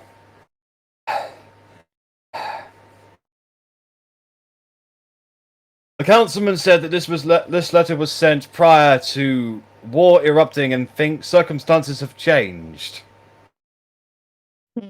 That's a load of bollocks. Sir, sorry, what's your name? Tim. Tim. Gosh, so fit running back and forth all day. Question, Tim. How long have you been working for Half-Tree? My family has served for generations under his families as bannerman. I am So the fourth you son. say you would know him pretty well then, yeah? Well, I can't say I know him particularly well, but I am honoured to fight for him. Like, you know of him, you've probably seen him. I know he fought in the war. This one or the previous one? The previous one. Okay, so question, and you can be honest with me, Tim. Tim, and I'm like patting him on the shoulder. I'm like, Tim, you can be real honest with me now. Are you at all concerned for Half-Tree? Has he been acting strange, hanging out with dodgy people? Think he might be taking drugs? Have you noticed anything particular about his behavior? Because honestly, we are concerned for him right now. Make a deception check. I am genuinely concerned for him. I know you are concerned for him, but the way you are phrasing this is you were trying to get him to think in a certain way. I mean, a 19. That's pretty good. Fuck Well done. me. Fuck me. He looks and he goes, now that you mention it, I have noticed he's been stressed out a lot more recently. Maybe a little bit constipated. And like, Not enough cranberry juice. if it's between me and you, Tim, like, I think it might be this Darlington fella. Like, have you noticed that it's happened since Darlington's been around? I've noticed that Half-Tree's been speaking a lot less about centaurs since Darlington has come. I will audibly gasp. Like I just did. Yeah. Okay, see, that's strange, isn't it? Yes, it is. And, you know, when we look out for the ones who we care for, you have served his family for generations. We want to look out for Half-Tree is a very dear friend of mine, and I'm now very concerned. And surely, sometimes you have to do the thing that you have to make the hard decision when you know it's for the right reasons. And I think this is what you need to do right here, Tim, with us. Look, like, if I may as well, we even took him to see a centaur, right? So if anything, don't you think he'd be more excited about centaurs now that he's met one? Not less. And So that's we what found the war portrait was centaurs, for. and they're on our side. They're going to work with us. I thought So- you looked slightly familiar. I've seen your caricatures. There was a portrait that had been recently commissioned by Councilman Half-Tree that was up inside his manor that unfortunately has recently been lost to us. But it depicted quite interestingly an interesting battle. Half-Tree was surrounded by centaurs and there were variations of you there. I think you may have been centaurs as well. And you were fighting in front of a tree. Sorry, just quick question. What was that about his house, his manor? His manor was recently ransacked, and he was forcibly vacated from his home. And that's why he's been gathering forces. Yes, But we everyone are on the defense here against the territorial actions of the knights and the councilwoman Beatrice and the councilman Ogden. See, they said they've been gathering forces because Half-Tree gathered forces. Someone's been initiating all this behind his back. Madam, I'm sorry, I'm a soldier. This is beyond my knowledge. Now do you see why we need to make sure that Half-Tree's okay? I see your sense. I'll bend the rules just this once, but Tim, just make sure he's okay, yes? is what we all want. And honestly, if anything happens to you after this, you come see me, I will see you right, my man. I will make sure. I appreciate that, madam. Thank you. You have job security with me, dude. You're the relentless huntress, right? No, gestures at Arri. Arri just blows her hair out of her face. It's this little tiny one here. Oh, which one are you again? I'm the weave breaker. Hi. Oh, the scary one. Oh, yes. Of course. I'm the scary one. Scary spice. Very well. Everyone, lower the defences. They may pass. Let's just go make sure that Councilman Hafter is okay. Thank you very much. Right. So, Tim, randomly created guard, leads you through the camp into the inner camp. I got where... in. Is your friend doing drug spiel? You can see the majority of Halftray's officers are in here, along with his most experienced warriors, and there's like an inner ring sort of thing. The guard goes up to them where you can see the other like gate guards there, and it's like, all right, Tim, back again. What are they doing here? You're told to deny them at the gate. They have information that Councilman Halftray needs to be aware of, and can't come from me. It has to come from them. Right, well. It's your retirement fund you're flushing down the toilet. Job security. Don't worry, I'll cover that. You are let inside the inner sanctum to the massive tent, and as you make your way inside, what you're expecting to see, like in the similar fashions of Ogden and Beatrice, like just a large war tent. The reason this tent is so large is because it houses the vast majority of his centaur statues, art pieces. Like 90% of this massive tent is just dedicated to some art piece of a centaur, with a very thin walkway that goes to the center, where there's a table there and a few chairs and stuff like that, where you can see the balding, rosy-cheeked, side-tuft, short man that is Councilman Halftray. Beside do we him, see a portrait of him as a centaur anywhere?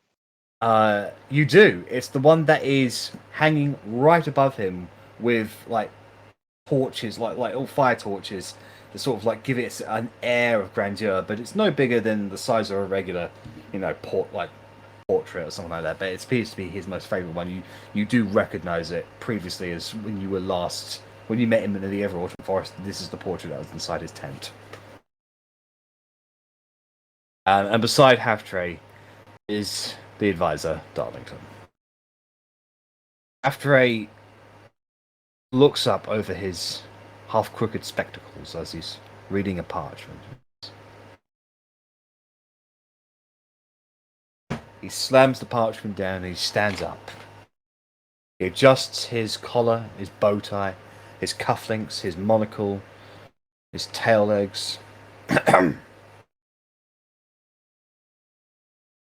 I gave my guards very specific instructions not to let you cretins in. So, have you come to assassinate me then? I fought in the war, you know. He withdraws his rapier. How about you then? No. Certainly not. No, Halftray, we still care about you. Yeah, How can criminals care about anything other than themselves?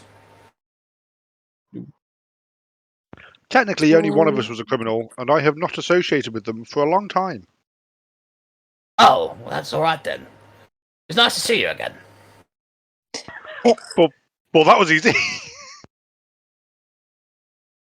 I mean, we did tell Tim here that we didn't associate. Oh, I thought you were lying. No. Why didn't you say you weren't lying? I obviously have an honest face, and now that you can see it, he just knows I wouldn't dare lie to him. Yes, well, all I had to hear was that you weren't affiliated with criminal organisations anymore, and then everything's peachy keen. It's nice to see you again. It's For, The tip just kept me alive when I was a child, but there's much more important things going on in the world these days. For a political advisor, you sound rather confused, if I'm honest. I'm sorry, who are you? This is Russ. Hello, Russ Russ. Arbo. I'm Councilman Halftree. He's I am an adventure extraordinaire. I am councilman of the Northern Brinelands, and I am a bit of a collector of fine art. Not to mention defender of the life tree. Fought alongside us, he did. Yes, that was a bit of a sticky to-do. endeavour. I still send a prayer towards that young gnome fella on occasion. So, I hate to get right to the matter, Halftree. What's this about your home being ransacked? Oh, yes, unfortunately, after my endeavours in fighting against the Knights in the Battle of the Ever-Autumn Forest, well, unfortunately, it would appear that word got back to that Edgar chap, that I might have inadvertently chosen a side, and the side was inadvertently against his. So they started ransacking my lands, and I tried to go the diplomatic route. Unfortunately, I was stonewalled. Quite wholeheartedly, actually. And it all culminated in an attack by that Sir Garc de Blanc on my home. Unfortunately, I lost a great deal of men that day, including my very good friend, Lady Faraday, and a couple of family members as well. So Halftree, Garrick de so Blanc sorry. attacked your home, and I believe he also tried to assassinate Councilwoman Beatrice. So Did he? why are you fighting against each other? Well, Councilwoman Beatrice is trying to have me assassinated. And Councilman Ogden has raised his forces in support of the king. Why is the councilwoman trying to have you assassinated? Because I refuse to come to the table to accept her completely unreliable, unacceptable demands. And those are? The complete and I don't know, I haven't got to the table. the complete and utter surrender of my forces to what inevitably would be her rule. As a kind of... I mean, there's a mayor. There's Mayor Rachel. Surely, you know, what kind Would of she not be an purpose... impartial? Unfortunately, Rachel is the mayor of Brine. That's fine. Her jurisdiction begins and ends in that town. My jurisdiction is to my people and my retainers. And I friend with them as best as I can. Unfortunately, everyone has treated this as an act of aggressive. How is that?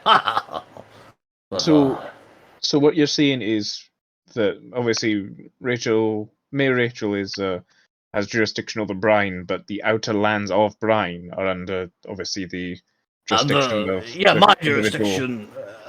Every council member has a certain section of land that they are entitled to. Now, I personally am considered an influential because I didn't hold the largest amount of land, but I did hold the largest amount of loyalty from my chaps. We all fought in the war together, you see. Blood brothers, as it were. As much as I am with you, I suppose. We've all bled and fought together. And unfortunately lost together, yes. Sad times. Councilwoman Beatrice would therefore want control of the outer lands of Brine, basically. No, she would want me to be subservient to her, corrupt ways. She's a politician through and through. I am not. I'm a warrior. I am a warrior through and through. And, unfortunately, it just does not take my fancy to bend the knee to somebody who would most likely sell me out for personal gain. So, I look at Darlington. Why are you here? Well, I'm here to advise Councilman Halftree on all matters involving local lands. Halftree's a local man. Surely he doesn't need your help. No, he's local to the northern lands. This is the southern lands. This is more Councilman Ogden's area of expertise. So, back to Halftree. You know he's a spy? Certainly, of course. For you? Well, no, for Beatrice. So why is he here? Because he feeds me information about where her forces are so that I can protect my men. I think we just ruined Halftree's long-running plan.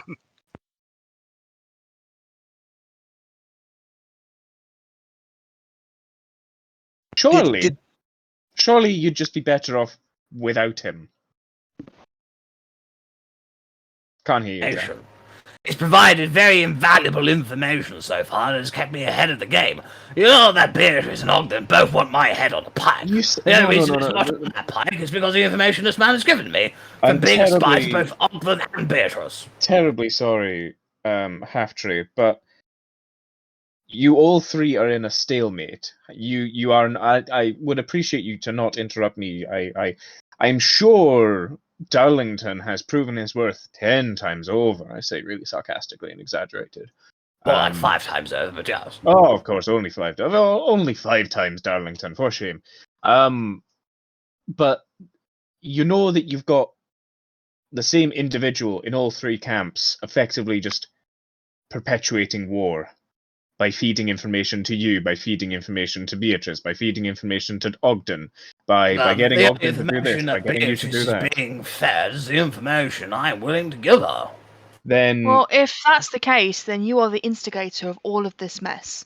Because whatever's going around is not what's happening. Whatever other people are getting is not the truth. I admit that things have gotten a little bit out of hand, and they're not willing to come to the table. The current status quo. I would very much like to stop fighting my countrymen and perhaps turn towards defense of the ones who had originally attacked me, which would have been the knights, of course. So why don't you just want to come to the table then? Beatrice has apparently reached out to you and you've refused. Unfortunately, like I said, she reached out to me with completely unreasonable terms. But once you sit down at a table and negotiate, you can hash out new terms. She's in a much better position than she lets on. As is Ogden. Apparently is everyone. I'm not willing to move my troops until I know that de-escalation is in order to prevent more troop activities. So, has our good friend Darlington then told you that both Beatrice and Ogden have agreed to a 24-hour ceasefire? He has, actually, and I was a bit dubious of that information until what you have just revealed to me, so that's good. Which means, if they have agreed to a ceasefire, then it will make my aspirations that much more better. I want de-escalation here. I want to stop fighting with them and actually come to the table and talk about our issues. This is what the grown adult would do in this situation. That's fine. Except, so, Beatrice wants us to poison Ogden's wells. She also wants us to acquire your favourite portrait gesture as blackmail. Ogden... This wench! Agreed. Ogden wants us to destroy Beatrice's magical components, which Beatrice has said she will set up a fake dummy for, and also to destroy your food reserves. So, what do you want, perchance, Half-Tree? I like you. I really do like you after everything we've been through. But I'm going to assume you've got your own terms.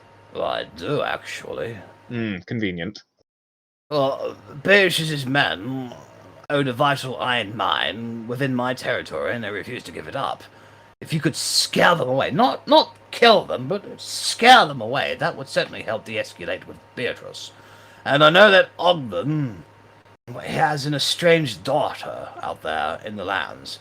I'm very certain. I've been made to believe that she's been captured by rogue bandits. If he can be reunited with her, then maybe it would help him see reason. So, counterpoint. How much does Darlington mean to you?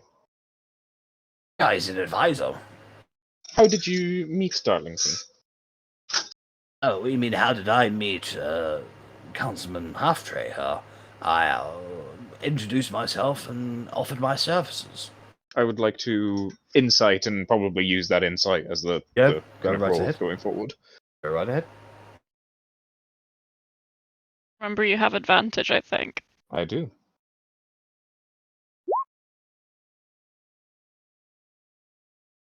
I mean, it saved a 1.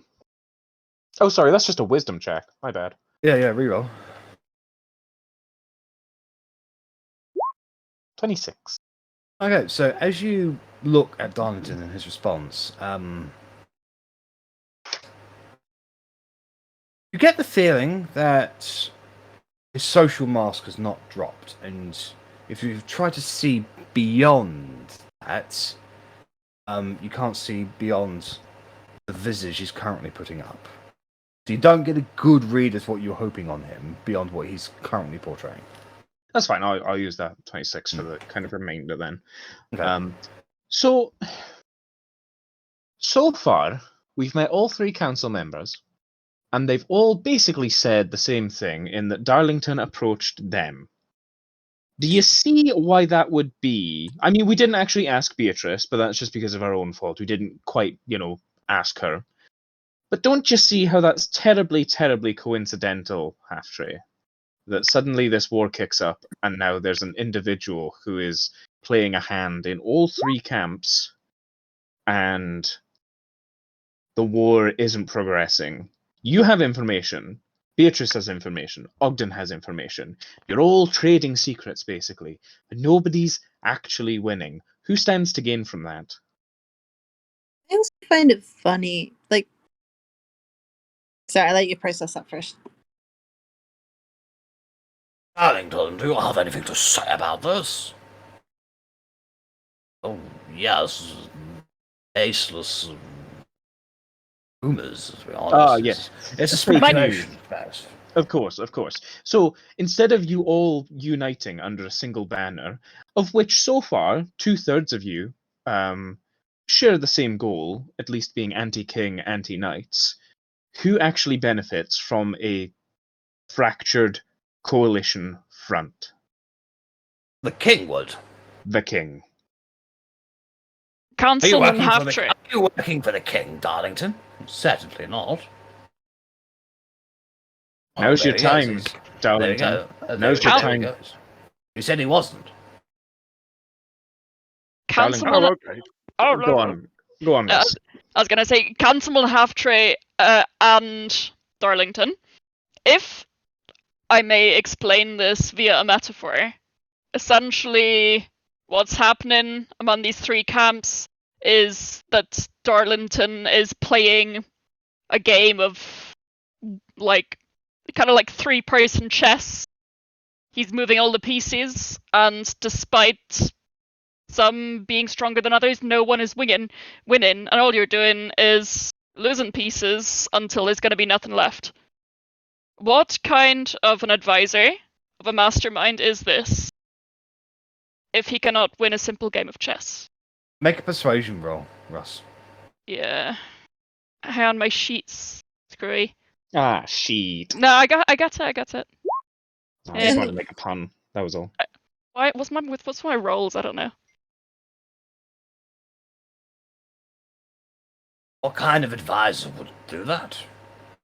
I'll tell you. A fired one. Darlington, go out. You're fired. Bye. Councilman, no, you had them. Get out. Just before he leaves. I bid you a very good war, so Darlington, you have really lovely hair. thank you. You have, What were you going to say, Um, Rennas? Yes. And Verity.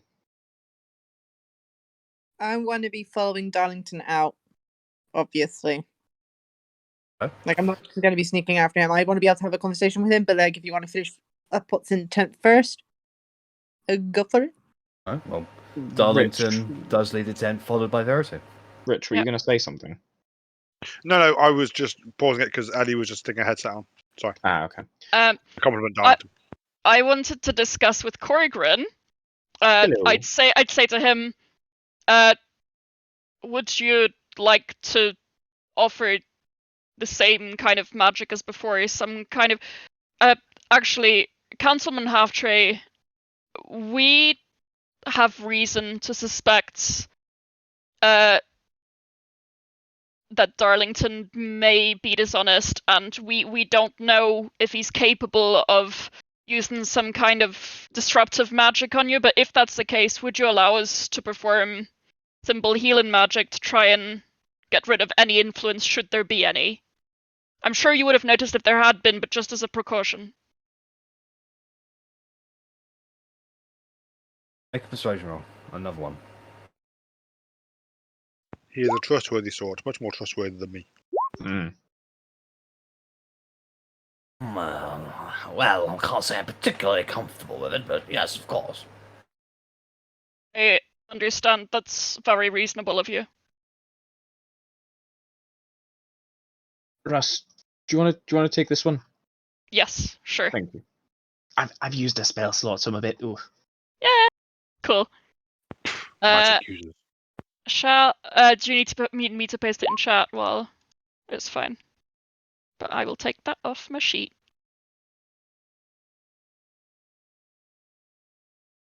I'll deduct the So- 100 gold pieces as well. So you cast Greater Restoration on this individual, Half-Tray. And you see the golden light wash out from your hands, Russ, over his face. His rosy cheeks light up, like a bit like a Pikachu. And his eyes gloss into the back of his head. And it just goes, ugh. But a bit of a morning nip to it. Half-Tray. Do you feel any different? I feel like I have been deceived. Like right now, or up till now? Up till now, I feel like I was doing things differently than what I should have been doing. Well- That's completely understandable. Darlington is a sneaky, horrible man, and If it was Darlington, and if it wasn't someone who is using Darlington as a... yeah. I suspect Darlington. What I mean to say is he the head or is he the hand, basically? I've never seen anybody beyond Darlington. I know he was working with the other two, but I always believed it was actually in my best interest. This could be a bit of an issue. Do any of you have the ability to contact Councilman Ogden and Councilwoman Beatrice? Like Yes. now? Yep. Yes. Would you please inform them that I fully intend to withdraw my force? I fully intend to muster my forces and meet them for negotiations on the top of the mountain in the center of the gorge. You do Ogden, I'll do Beatrice. No, vice versa. Swap that around. I'll do Ogden, Can you we do maybe send a message without the mustering forces part? Like that doesn't seem like negotiations. That seems like No, you don't understand. Think about this logically, as a soldier would.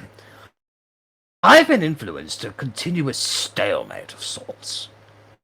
To make sure one side is never winning more than anything else. The one thing we have not done is we have not met equally on the field. We have not mustered our forces. That's the one thing that I have been too scared to do. So I believe that's the one thing maybe my enemy doesn't want me to do. I mean, fine. there is some logic there. Would it If- not make more sense for us to actually go to these people and, if necessary, by force, cast Greater Restoration on them before sending this message? It just seems like we're opening Half-Tray up to a possible betrayal here. If we tell them that he's bringing all his forces out and they're still under the control of something malicious, this seems like it could backfire. You mistake the graces of Darlington. There's probably a 90% chance that he's immediately going to go back to Beatrice and Ogden and say that say that Half-Tray is doing something completely untoward, completely villainous, and there's to be absolutely no trust. Probably with him, and also now us, by the same branch. Probably We're should have not- sent someone else with Verity to go and pounce on him. We're probably not getting back into those camps without fighting our way in, and there are a lot of soldiers You between think there's us. anywhere I can't get into? Yes. Oh. Frankly, Fail to climb one wall. Frankly, yes. You I have got believe terrible luck. this situation must end today.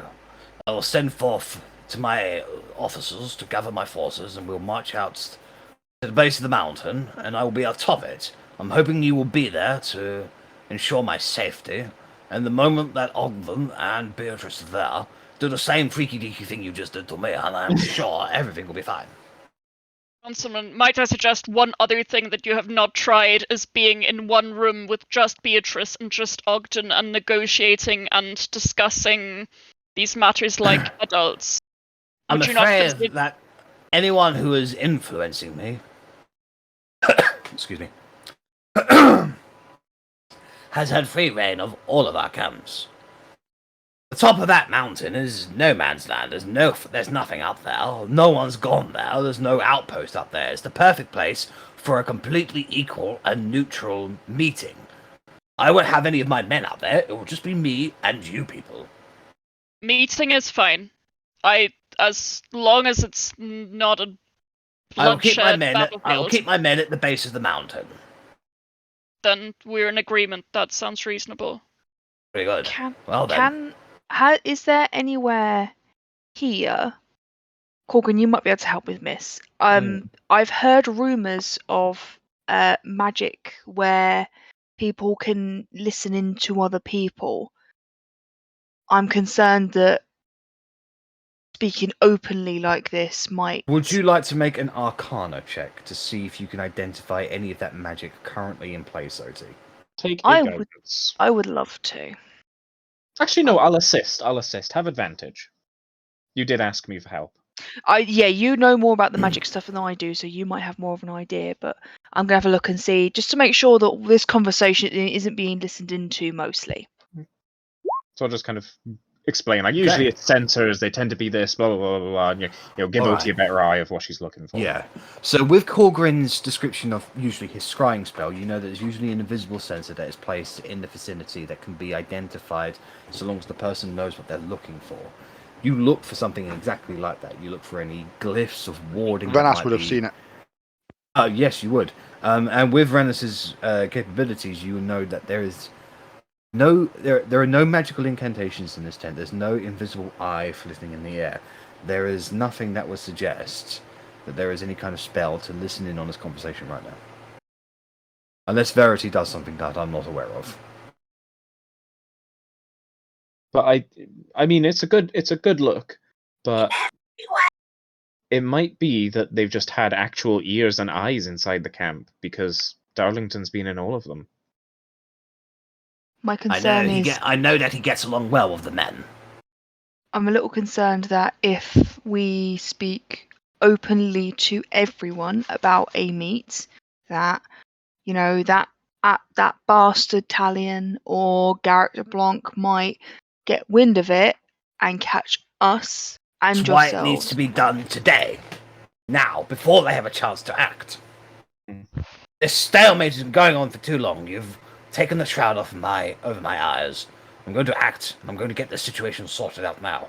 The king wants us to fight amongst each other because he doesn't want us to fight against him. He doesn't want you to have more assistance than what you currently have. I can see this now. I think in character, Otti will agree. I think out of character, I'm a bit like, ugh. Otti agrees. Ellie doesn't trust Jack. Basically, where we're going with this. yes, like Fuck you. the other campaign is all I'm gonna say. We tried to poke a piece once before. Didn't go well for us. But yes. No, Oh, I will yeah, be up for that thing. Yeah, but there was a new order there, weren't there? So. And there could well be King's forces here. So Okay. I'll say, like,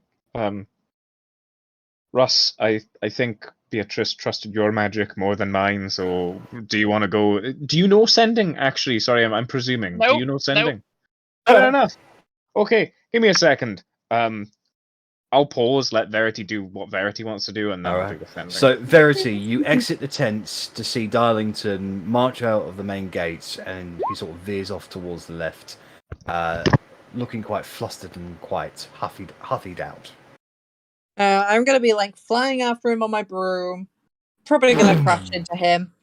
He rolls over like a bit of a rotund meatball. No definite like illusion magic that I can notice.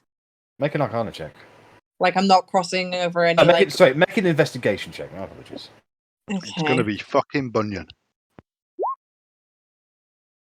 Nothing that you Like- can identify. No like hair that isn't there type of thing. No, he's not wearing. From what you can tell, he's not utilizing any disguise kits or anything like that. He's not utilizing any kind of magic at the moment. There's no illusion stuff happening as far as you can tell.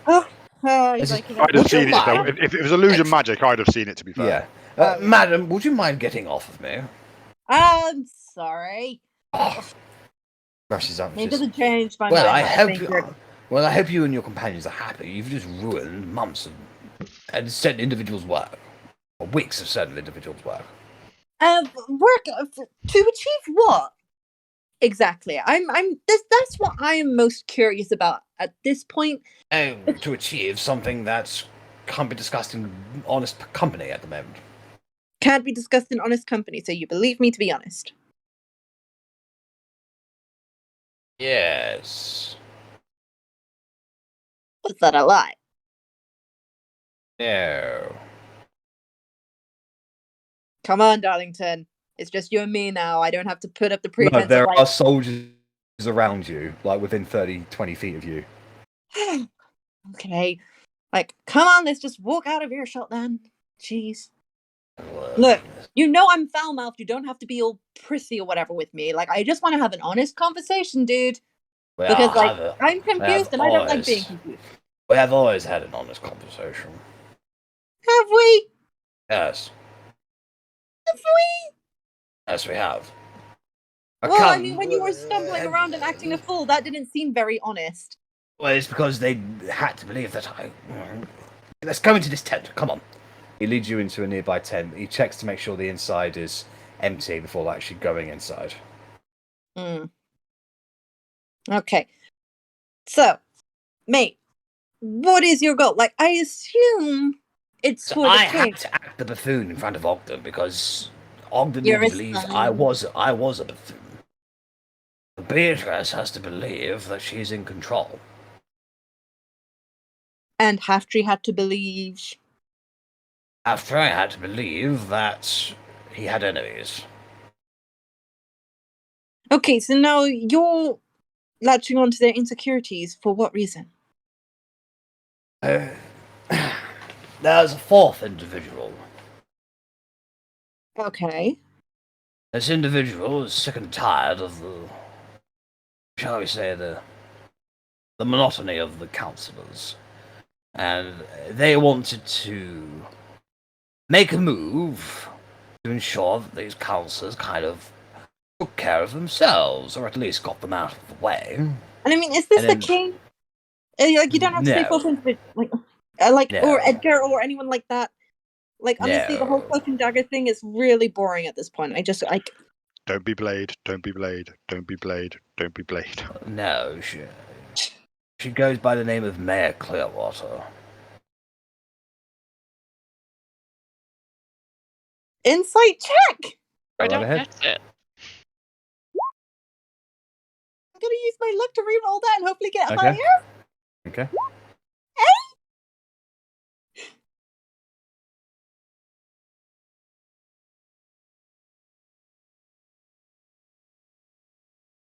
Like, someone you definitely to believe to be Miss Mayor Clearwater.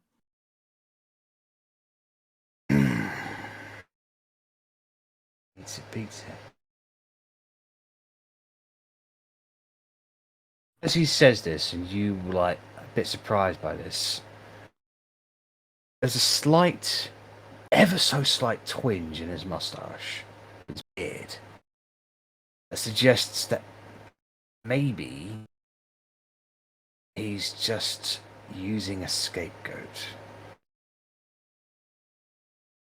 Okay, mate, like, the mayor is currently being fooled by someone into believing that they're human in an engagement. How dare you betray him?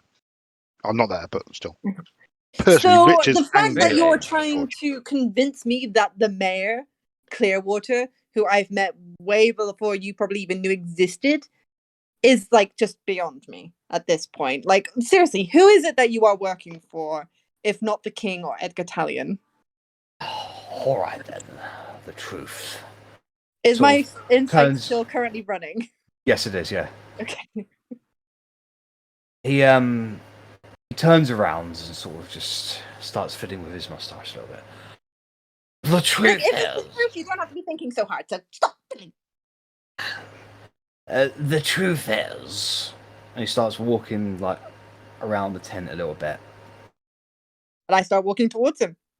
I think it's more towards. the problem is, the situation out here is not desirable for a unified front. And had you not gotten involved, Can you make a wisdom saving throw as he turns around and waves his hands at you? Dispel God. magic. Not dispel, counterspell. Right. Well, you're going to need to roll a d20. Like, I was ready for him to be casting a spell. All right. So as. Oh wait! Fuck no! It's you. I'm sorry. You can't do the counter spell because it's an innate thing he does. I'm sorry. Well, I was gonna get ready with dispel magic or whatever. Like, Well, I need you to do. Well, you didn't. Unfortunately, the way this is a very sudden thing, you didn't say you were preparing that. okay. I need you to make the wisdom saving throw, please. Okay, cool. Sorry, I described that wrong, but this is a thing that he can do innately. Last Oh, luck to reroll. Yep. Okay. Fuck!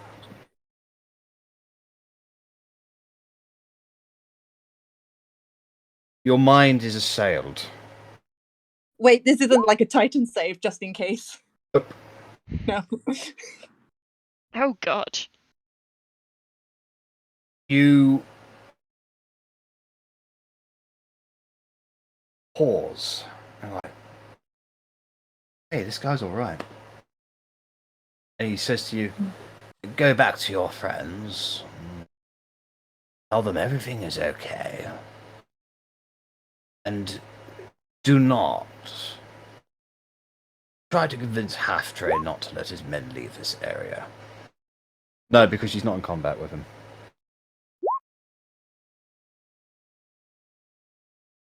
You can with a natural 20.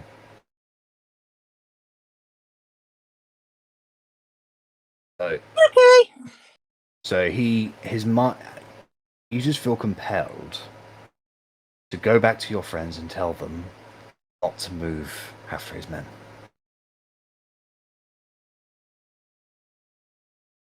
Okay, I guess I'm gonna go and do that now.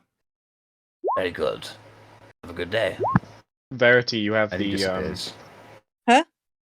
robe of the Archmagi, don't you? I do. Wait, does that give me advantage on?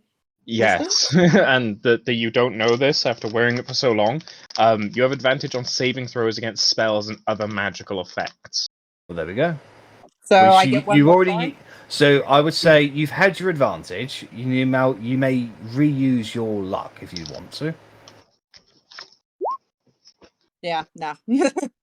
Well, keep this in mind for literally anything in future that makes you do something related. You still got to spells. advantage though, surely. So it's She the had luck the- she had I reroll. the had advantage. advantage, I used it, and now I use my luck.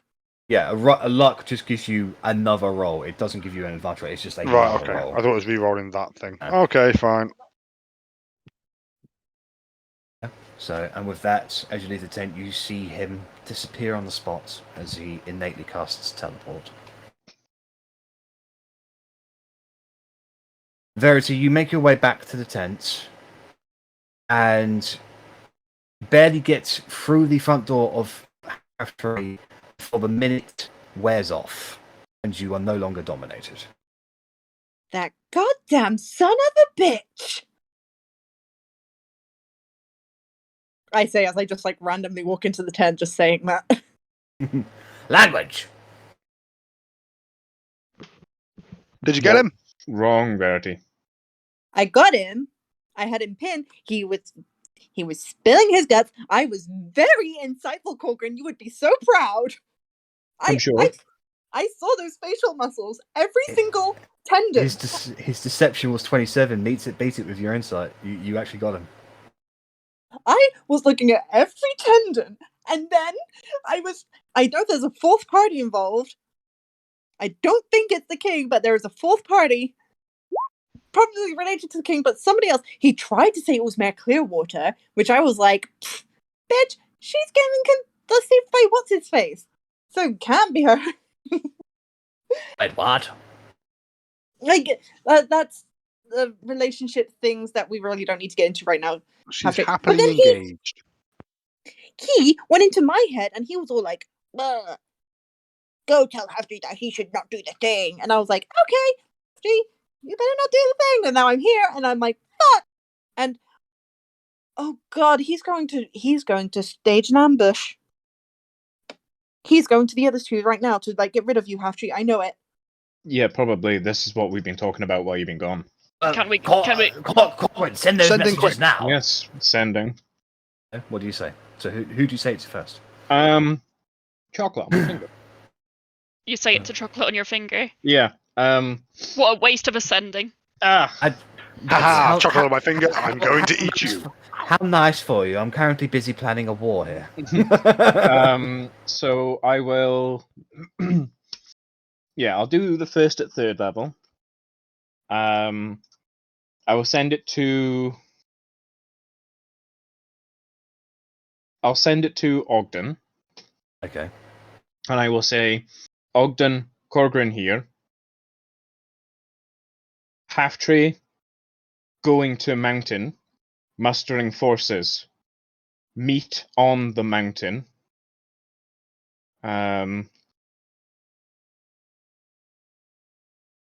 Don't bring Darlington. See you there.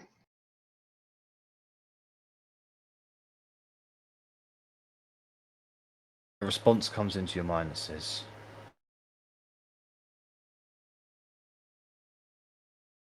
Halftree is mounting his forces? Thank you for the information.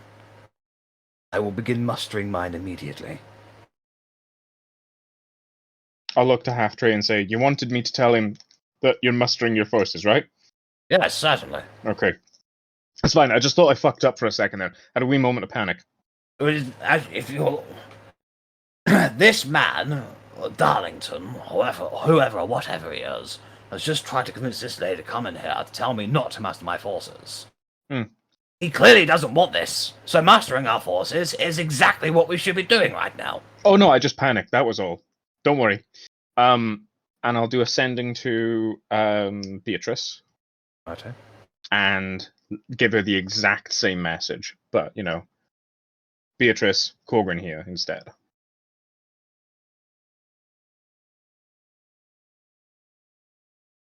I want you to make a persuasion roll, please. The The DC is 23. I literally Korgrin's fucked. cannot meet it then, unless it's a crit. What Because that is his spell save DC. What is Sorry, I need to check something. You may guidance yourself. Yeah, I was just gonna say, because sending isn't a concentration, No, so it's not. I will guidance. I doubt I will succeed though. So can you use your War Cleric feature if important? Yeah, that's only on. What do you mean War Cleric? Do you mean the +10? Yeah. Yeah, no, that's just on attack rolls basically.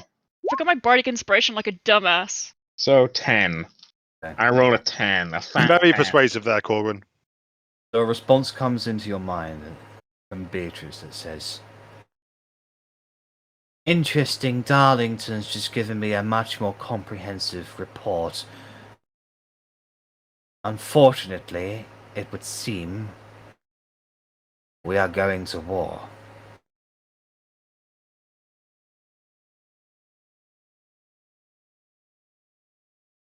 Wait. I think I can salvage this. Wait. Good luck. No. Okay, Halftree, I know you love that painting, but can I take it? No. Like, even if Halftree, it... we fought alongside you. We've worked with you. We have done so much with you. I have no idea what she wants with that painting. She is chaotic as fuck, and I can't even understand her. But if she's asking for it, there is a very good reason. Please, we are asking you to trust us one more time. Half All right, trade. All right, so literally, I want you to make a persuasion roll. Just don't roll a natural one, Rennas, basically.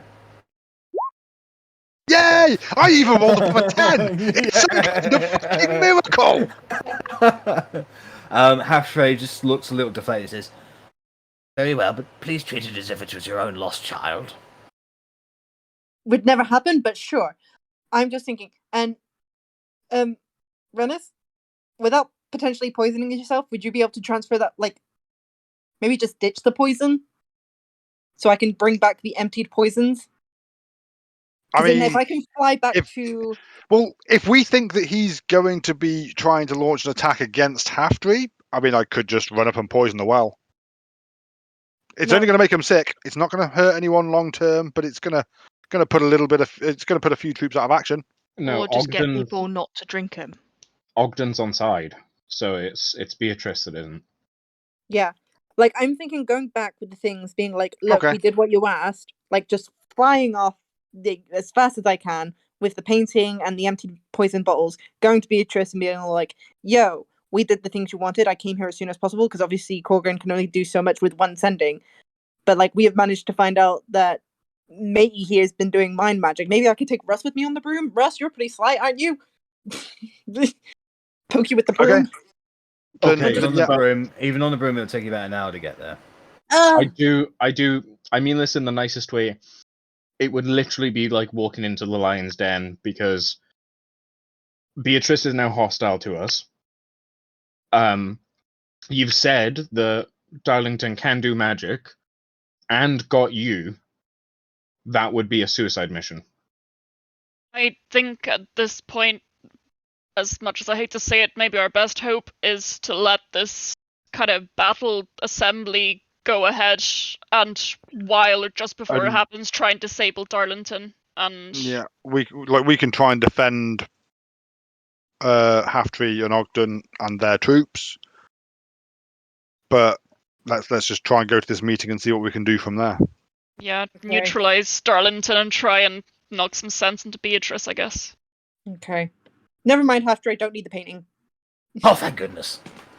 I honestly thought I was about to lose a part of myself there. It was traumatic. I can see it's very important to you. I can see why. I apologise that we thought we needed it. We don't now. Honestly, since our last meeting, you lit a bug within myself. All my life, I always wanted to see a centaur. Now I have met one. And I consider Well, him one of my I'll let you into a post-personal little secret. I was gonna say. We've got a whole group of them joining us on the battlefield against the king. He just faints. He's like, No, don't make him fade. like he's white-faced. He's just, yeah, he's gone. He's fainted. How many guards are in this tent? None. And there's valuable things about? Yes.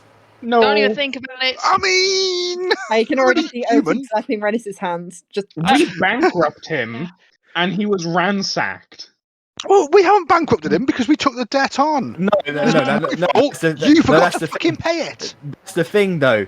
He wasn't able to pay off Wade's things because his home got ransacked. So that's why Wade and Heren never went to Jericho, because they couldn't get paid because fucking Halftree lost his home. Goddamn fucking Italian. Causality. I'd like to cast a little lesser restoration on Halfty to try and wake him up.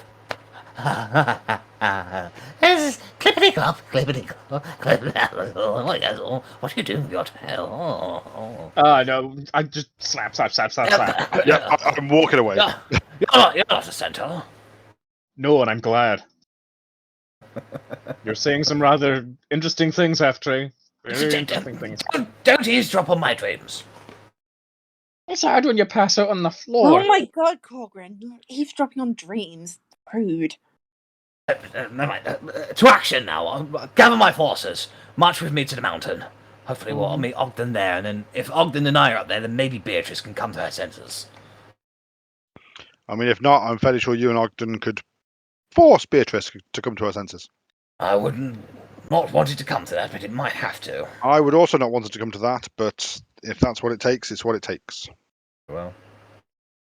So. Unfortunately, things start to happen. Half-Trey begins gathering his men. They begin forming up outside of the camp.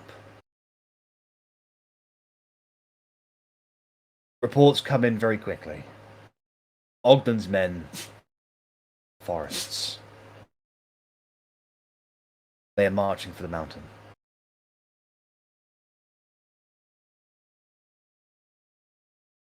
Four more reports come in that Beatrice's men, who are closest to the mountain, are You've Beginning gone to mute, walk, Jack. sorry. You cut out. Sorry, can you hear me? Yeah, Yep. now we can. They have They have begun to take choke points around the mountain.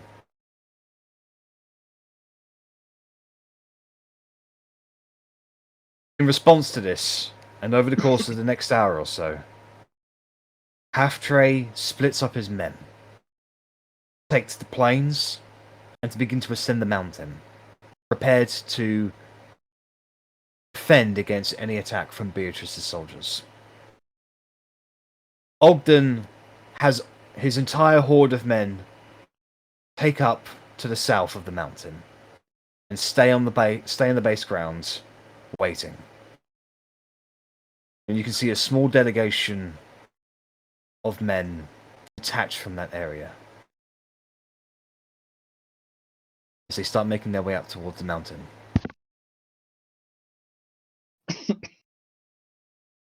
Wow, this is a big ass battle of things go on, guys.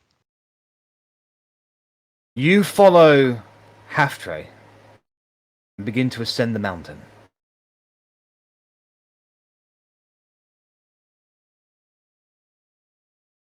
You were the first to arrive. And the situation is tense.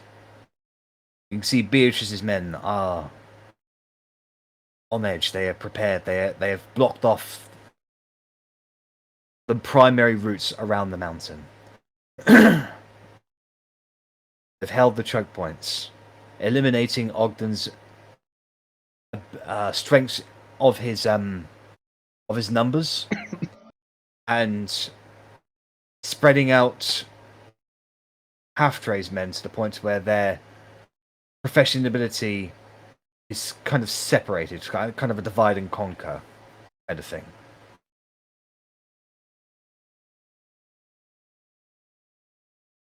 Before too long, a man on a horse appears over the horizon at the top of the mountain. Where you guys are. You recognize the pale-faced individual. Ogden has arrived. He does not have any guards, neither does Half-Trey. It's very honourable of you both.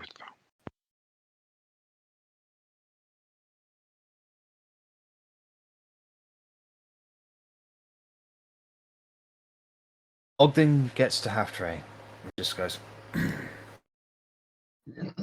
So, are we here to talk or to duel? What is the meaning of this mustering? Are we to go to war?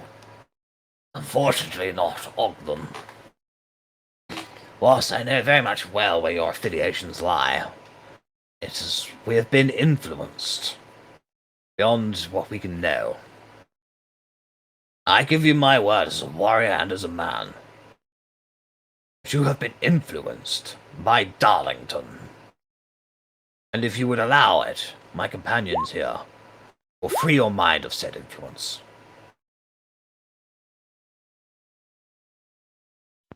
I tell you, Ogden, that he speaks the truth. This Darlington was at all three camps. He was talking to all three of you. He was lying to all three of you. And it wasn't until Half-Trey allowed us to release his mind from this that he was able to understand and see clearly. No. Darlington made the point when talking to them. He preyed on Half-Tree's fear that he had enemies. He's preying on your low self-esteem. and Beatrice's need for power. He said that he made Half-Tray believe his enemies. Oh god, what is it that he said exactly? Fuck. That Ogden, you needed power, and he made you think he gave it to you. I think that's what Promise he you, said. Ogden, that man is trouble, and you won't understand this until we have restored your mind. All it you is. won't have power until you're free of him. That's I think the only thing. just let the man think for a moment. He raises his hands and closes his fists, and he says, "If I lower my fist very quickly, that will give my men the signal to attack. If you try anything, if I go down, if I die, my men are under orders to attack." Okay, someone make sure Talion isn't around with a bow. You may do what magic I will you need scan to the do. area. Make a perception check. I was gonna say, I'm just gonna quick look around to make sure nobody's gonna assassinate him. What a surprise. Okay. Alright. You may do your magic. I'll slowly walk up and try and appear generally quite slow moving but confident and like you can trust me, basically. I don't know if that makes any difference, but I'll go up to him. He really doesn't trust you, but Yeah. I'll sort of nod at him as if asking for permission, touch his shoulder, and cast Lesser Restoration on him. Lesser Restoration has no effect. Greater Restoration, sorry. Greater. Okay. Greater Restoration.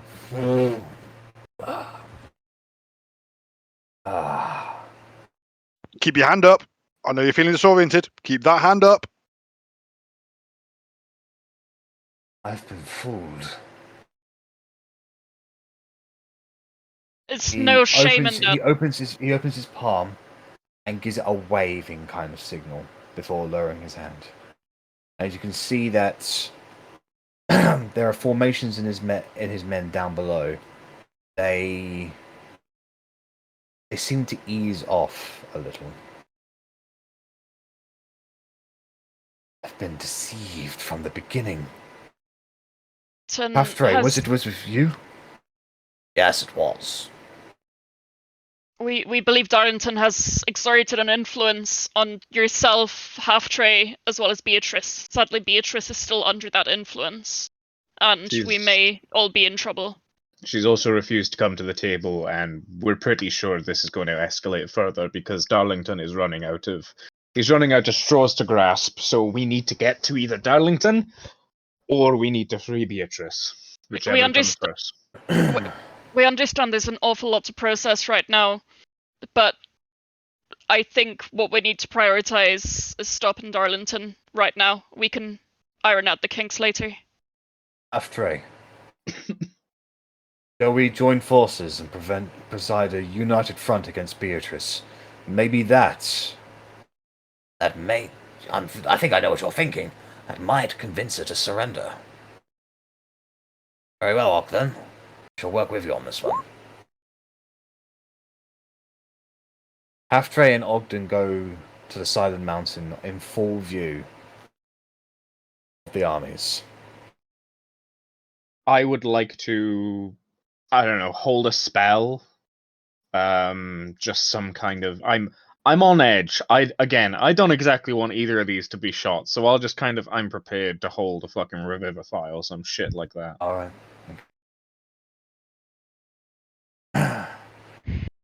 Half-Tray calls out down.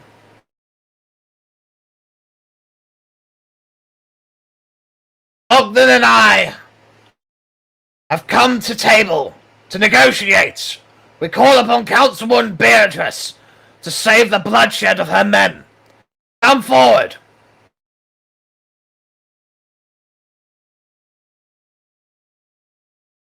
Can we step up? Yeah. And just say, Ogden and Half-Tray also have the support of the Guardians of the Forgotten. We will not take any sides unless someone attacks these people out of... we just want Beatrice to come to the table and discuss terms. Just throw Make a persuasion roll, Rennas. a little bit of weight behind it.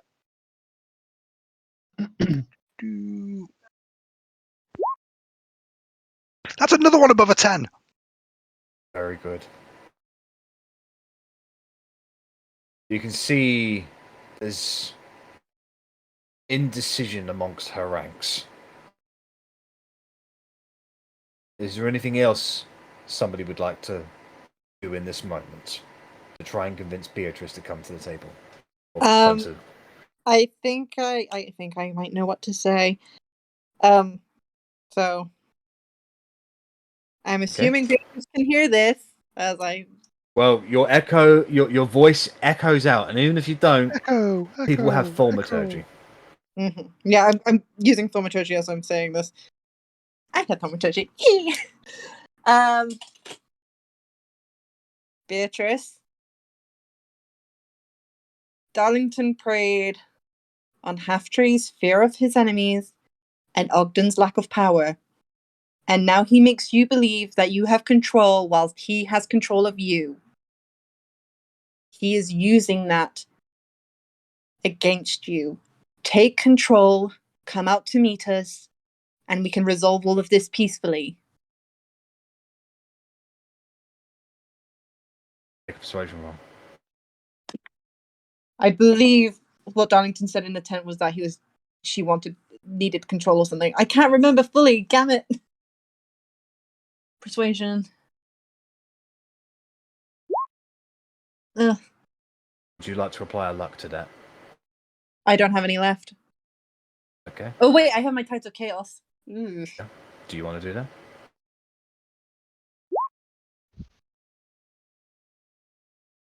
Yeah.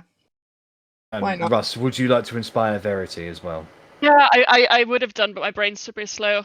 That's fine. I'd honestly, I'd probably hear something wavering in her voice a little bit, some kind of hesitation, and I'd be like, No, that's literally just George not remembering what was exactly said. Yeah.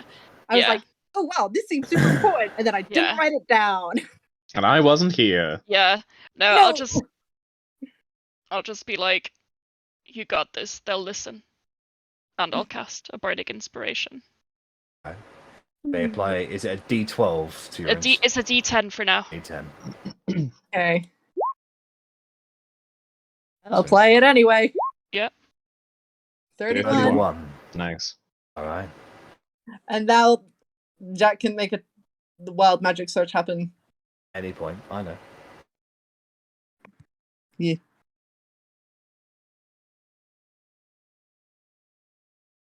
I'm considering things here.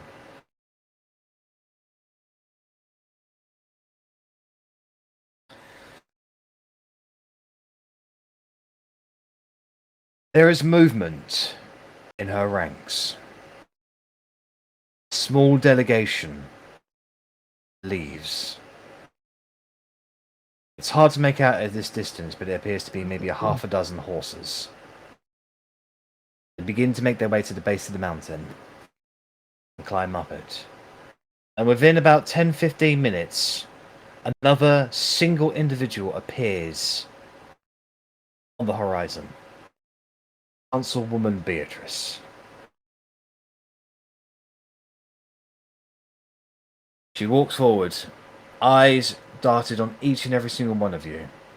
You can see that she has got a spell focus in her hand, and her hands poised over what appears to be a selection of spell scrolls in a pouch.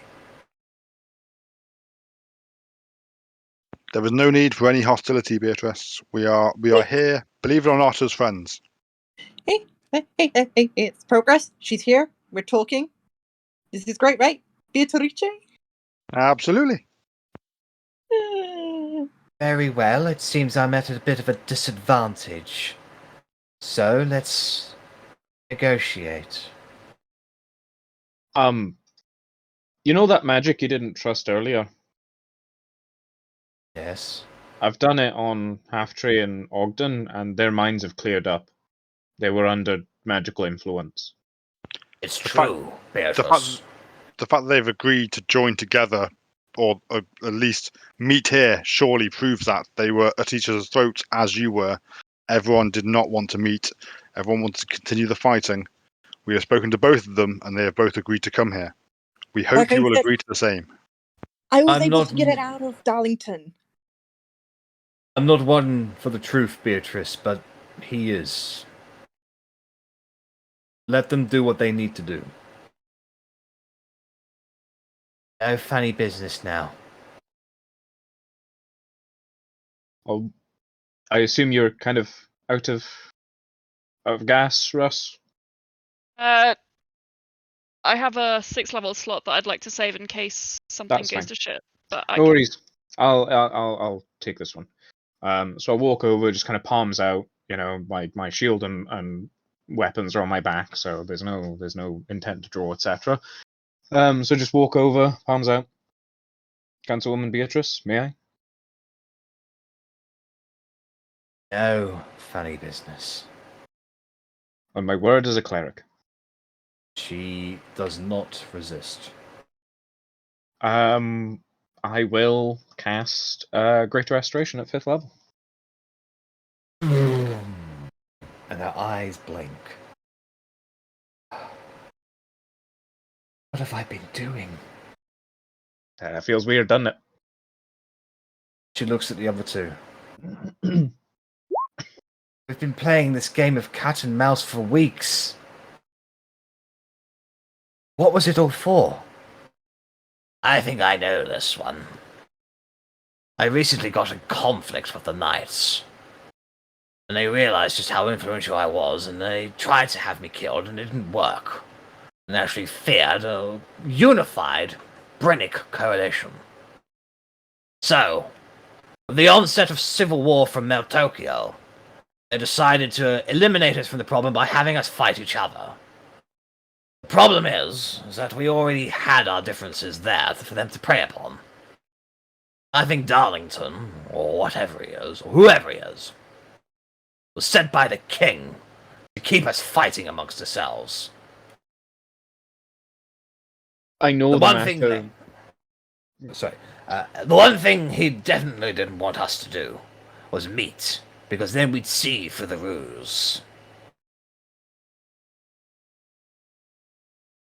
Ogden, if I know this is early and all of this has happened very sudden, I appreciate this matter has been going on for a couple of weeks, and within the last 24 hours, you know, everything's kind of changed. But do you see now why we oppose the king? If this is at his hand, and it probably is, then you know it's the wrong side to be on, don't you, right? If the king has tricked me, then clearly I am disposable. I am not disposable. Ogden, they feel they can manipulate you because you lack conviction. You seem like you don't have power, but you do. If you make a choice and you stick with it, no matter the outcome, that proves your strength and power. Darlington is likely a powerful magic user. Anyone can be influenced when taken off guard, especially when it's reinforced by those around them. There's no shame in it. It's happened to several people here. I'm sure it's happened to many others before. But now you're aware of what's happening. You're expecting it. Right. And you have the power to change what he's doing. The decision not to come to the table was mine and mine alone. I was not influenced to do that. I thought it was in my best interest, and in a way it was, to not come up here.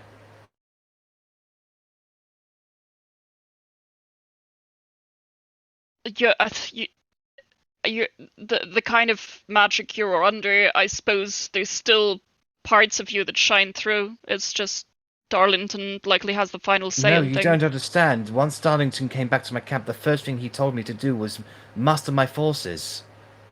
The one thing I've been hesitant to do this entire time. If he didn't want us to meet, then why did he tell me to do that? His plans have changed, and truth be told, we're probably all in danger right here, right now. Yes, I will be scanning the horizon as she says that. He Make did another little- perception check. I did would a like to as little well. power whilst I was talking to him. Like, I believe it is the king. And I'm back on form. I wouldn't be surprised if there is something else working for him, controlling Darlington's movements.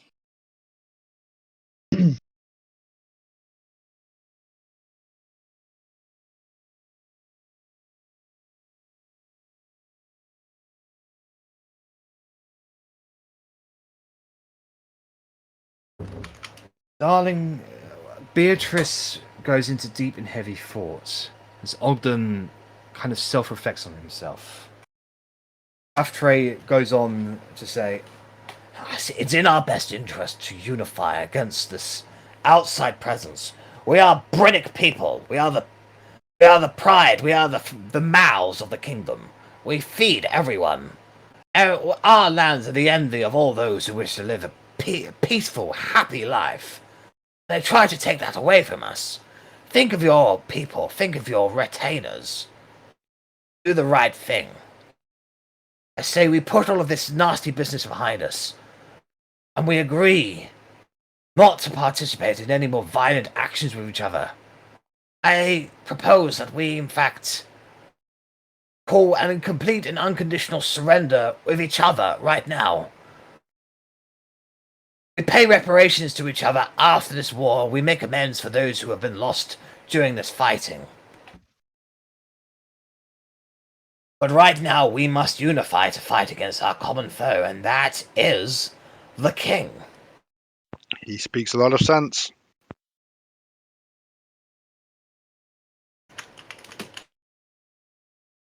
Ogden just goes, do you all really believe that we can win? Yes. The king wouldn't be trying so hard if he didn't think it was a sure victory. Exactly. I think the same is true of any of the factions that we've tried to get on our side alone against the king. Sure, he's mounted a very powerful army, a very powerful collection of fighters, but when we unite, I think the king has any reason to fear any of you on your own. But what you can do with the rest of us together when we're all united against the king, I'm sure he stands no chance. Would you lead us?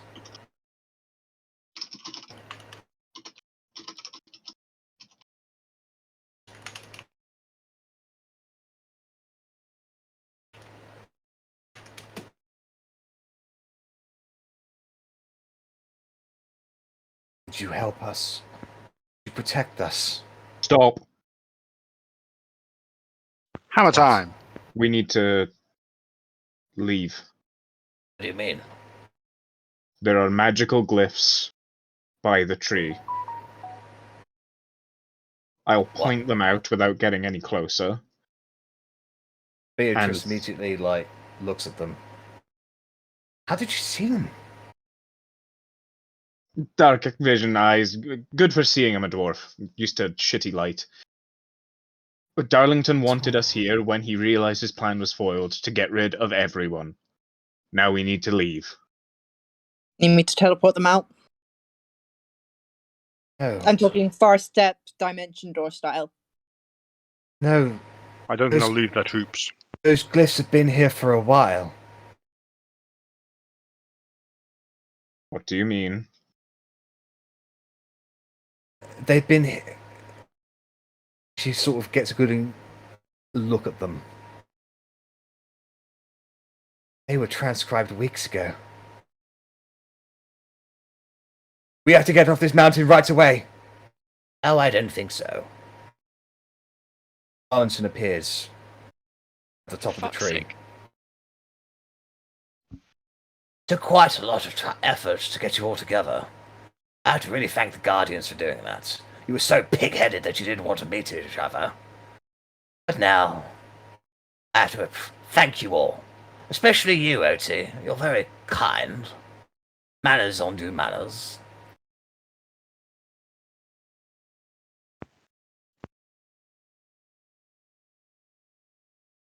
I would like to cast Banishment at Darlington. Okay.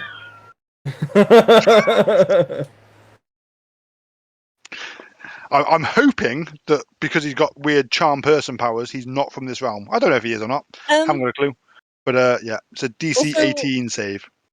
I have a Wisdom question. save? Charisma, I think banishment is. Doesn't quite make sense to me, but yes, charisma. Banishment is charisma. Verity's got a question as well. Yeah? The glyphs, are they all just centered on the tree? No, around the immediate area. Like, how big is that? This entire mountain top. Ooh. How many? So larger than a 10-foot cube, yeah? Oh, yes. Curses. So you cast banishment on him, and he goes, Well, that didn't work. Pity. Shame you're all traitors. Oh well. Even if you people find peace amongst yourselves, your men won't. That's the king's real target. He clicks his fingers, and immediately glyphs come to existence. Beatrice immediately rushes for Half-Tray and Ogden, grabs them around the arms, and Darlington is like, "No, you don't!" And he jumps off the tree. I will shoot him. Right, as make an he's attack jumping roll. off. Make an attack roll. To cast Hold Person at him. I would like to throw my hammer of thunderbolts. 23.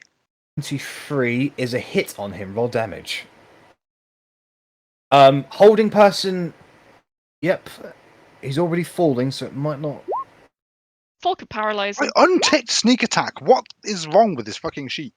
It's a fail. So 15. Yeah, all right. So yeah, so he's.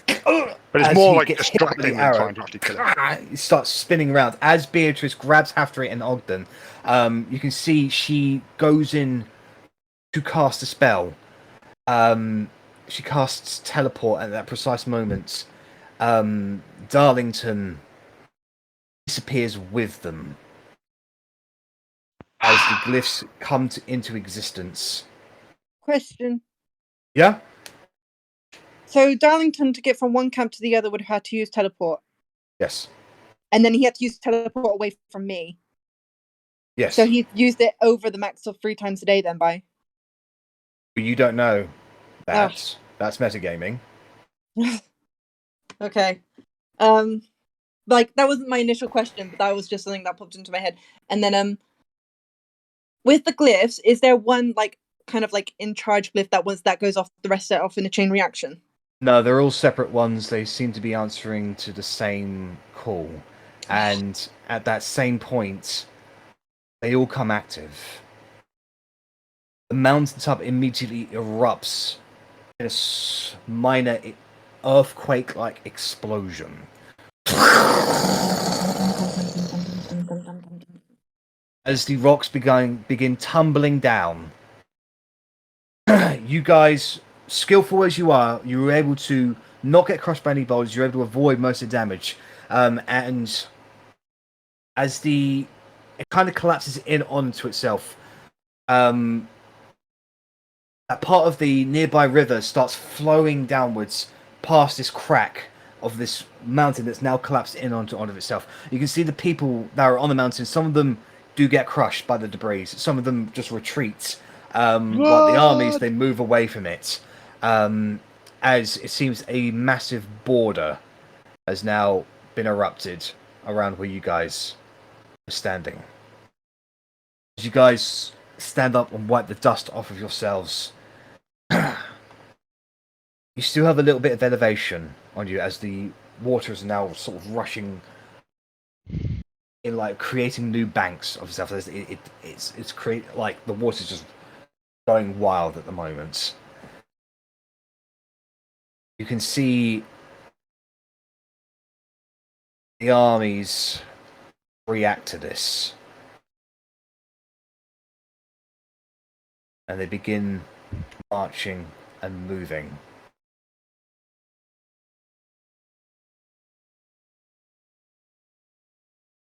Various locations to engage with each other, as it would appear from their perspective Their leaders were just assassinated.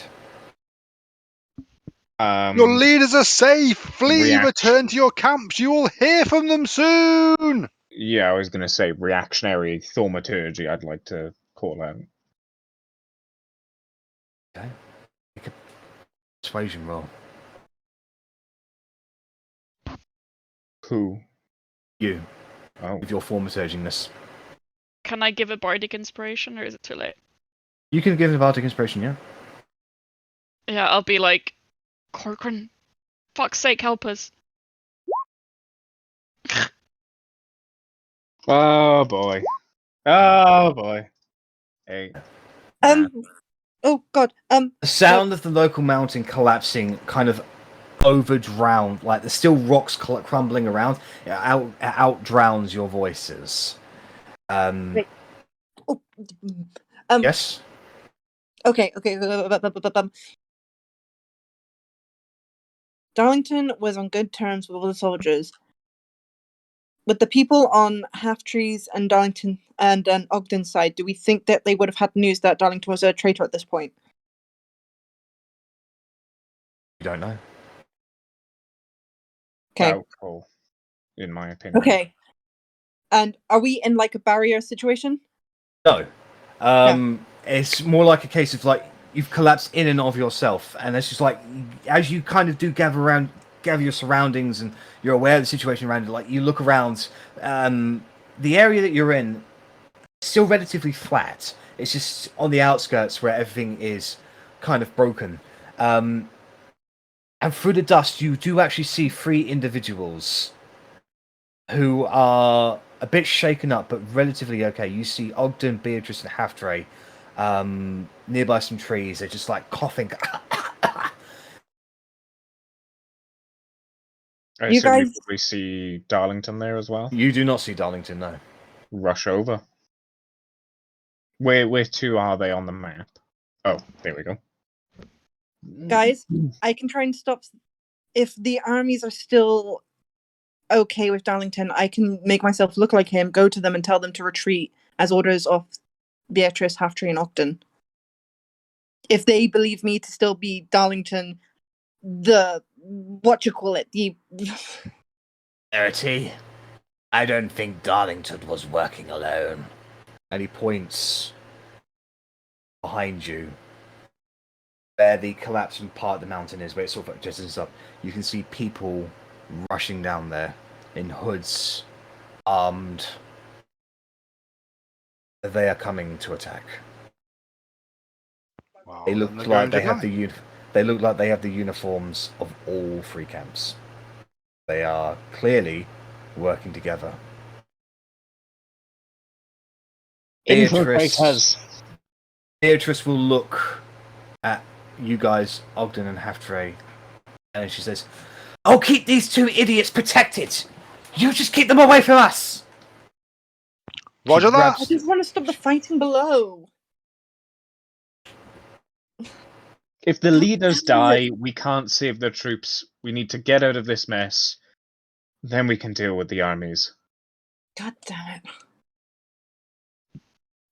Okay. So Beatrice grabs Half-Tray and Ogden, suffers them together, and she casts a spell which you recognize as...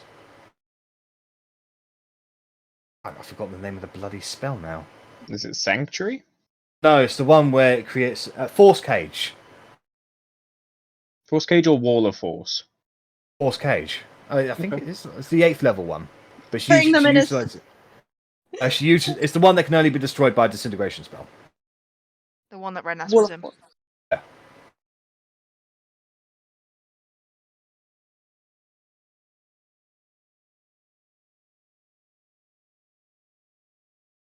As they sort of hunker down, you guys see these people moving closer and closer. And then from the trees, you just hear... Don't think your paltry little gifts will protect you from me. And you see from the trees, close by to you, Darlington step out. He looks a little blue, a little purple. As he has something in his hands, it appears to be the same kind of insignia that the knights carry. Ones that break demonification. And it lies currently broken in his hands. Fine, we can kill you in demon form just as easily. I won't let you get in the way of my king. As he gets bigger and bigger, he starts growing horns around the back. His skin goes full purple as he becomes kind of... He looks like a regal demon.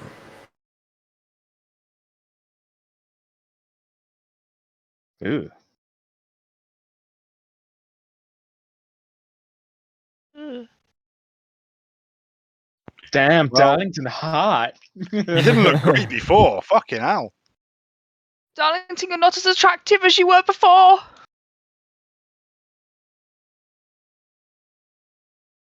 Is there any kind of roll I can instinctively do just to see what the fuck he is? Some kind of... a demon, really. So he's not like a demon, he's just like, demonic at this point. He's just become completely demonic. Fair enough.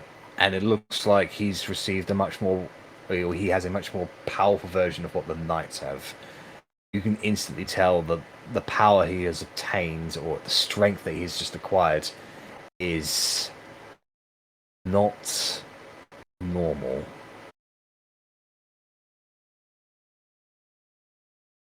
But can I get initiative, please, as I start? All my homies think I'm just Darlington's a putting the bitch. tokens on the field.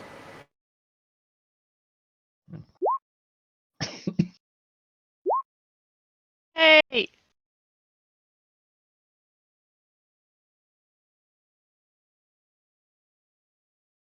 Nice, nice, nice.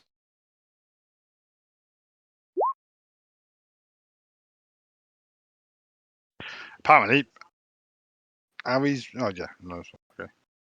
Nice. Being last for initiative. God damn it, Jack. What?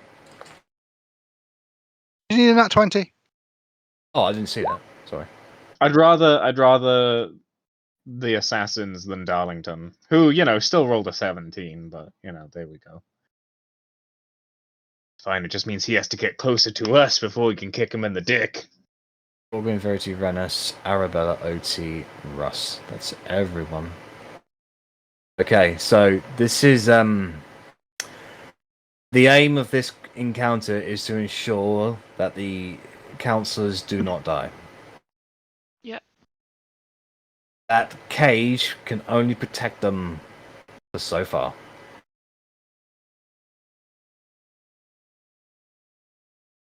Alright.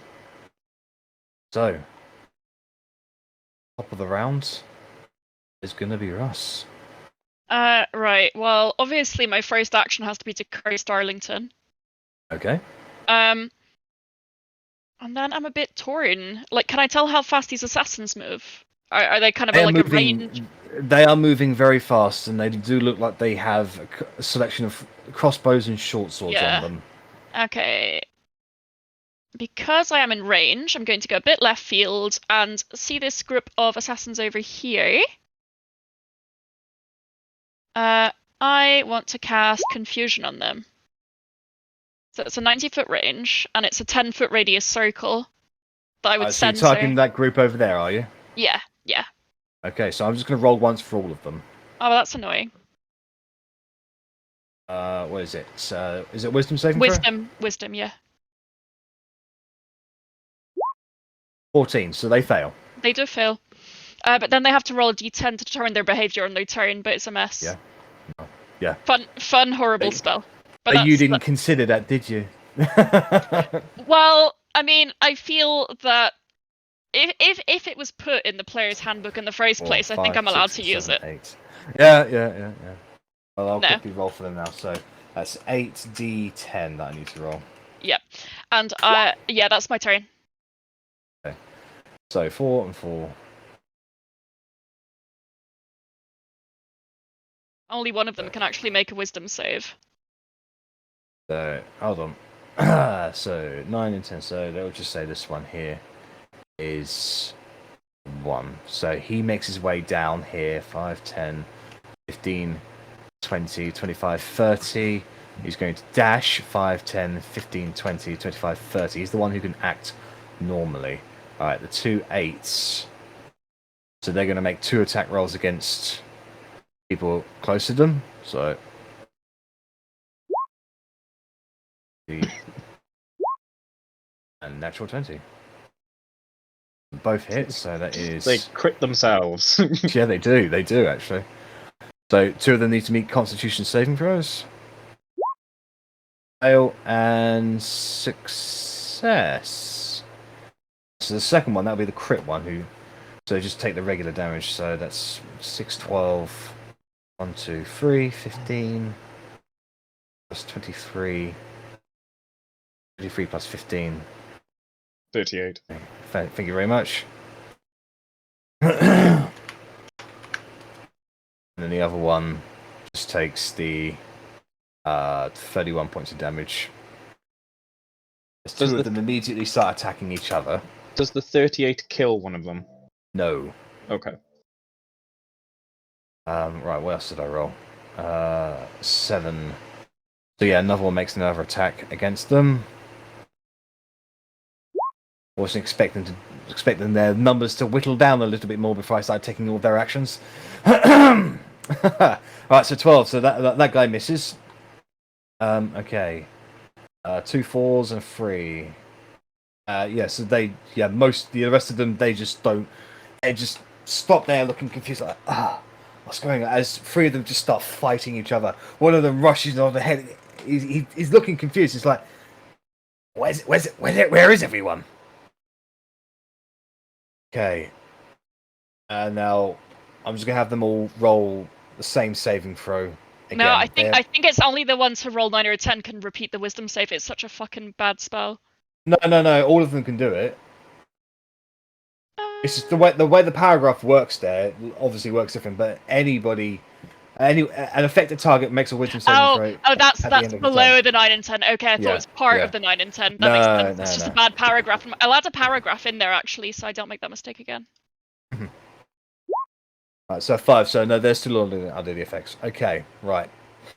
So these 4 here will rush outwards. So 5, 10, 15, 20, 5, 10, 15, 20, 25, 30, 5, 10, 15, 20, 25, 30, 5, 10, 15, 20, 25, 30.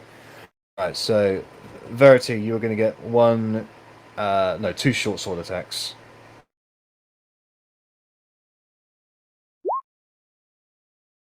So, 1. Actually, you haven't taken your turn yet, Verity, so they do have this. This is going to be an advantage. So, 23. So, 23 on the first attack. And then natural 20 on the second one. Would that mean they have advantage on themselves when they were attacking themselves? No, because they've taken their first turn. Okay. Yeah. So how much is that altogether? Alright, so from the first one, it's 37 points of damage. The second one is 8, 11, plus 18 doubled, which is 36. 36 plus 8, so it's 44 plus 37. 44 plus 7 is 51. Yeah. So that's Plus 30, so 81. 81 points of damage against you. Mm-hmm. Right, Rennas. Oh, yeah, guys, I'm Yeah. Oh, sorry. Could you make 2 Constitution saving throws? Because that you will take half damage if that's the case. You're good. So, all right. So reduce 18 and 15. So reduce 18 and 15. So that damage didn't happen to you. Sorry, I'm a little tired, so I'm not thinking right. Yeah. 9 and 7. All right, so Rennas, 23 and 22. They both hit. All right, can I get 2 con saves from you, please?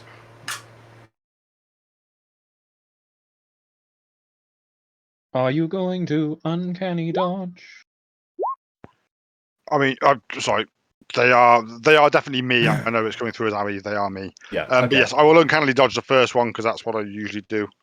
All right, so that's 5 plus 26, so 31, half down to 15 points of damage for you.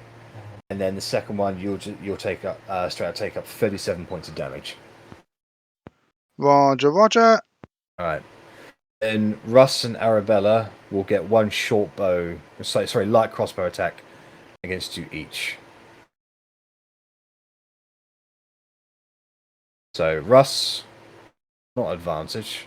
Actually, yes, advantage because of assassinate. No, I have taken a turn though. Oh yeah, so not advantage. Hooray! 20. Just makes up. I'll cast shield. Okay. You blast the arrow away. And then against Arrabella. 10! Ha! You miss. So it just goes completely wide. Alright. Sorry about the delay on that one. Otti, you're up. So I would like to be really frustrated with the situation, and I would like to rage as a bonus action. Yes, Okey-dokey. queen. And I'm going to get out my Mother's Mercy. Yep. And put my shield away. Because I'm really pissed off that we've been fucking ambushed when Otti was very much against the idea of getting ambushed. So she's going to come over here and she's going to attack this guy. Okay. It's only a 13, it's not an advantage. So 13, unfortunately, is a miss. He Second sees you hit. coming, he dodges out the way. Second hit is a 22. 22 definitely hits. Murk him. Fucking murk him. 22 damage. Oh! You slash into him and he steps away. Like you actually like blast away part of his leather armor. You hit him real hard. And then last attack, I'm going to swing again at him for a 21. 21, that's another hit. Roll damage.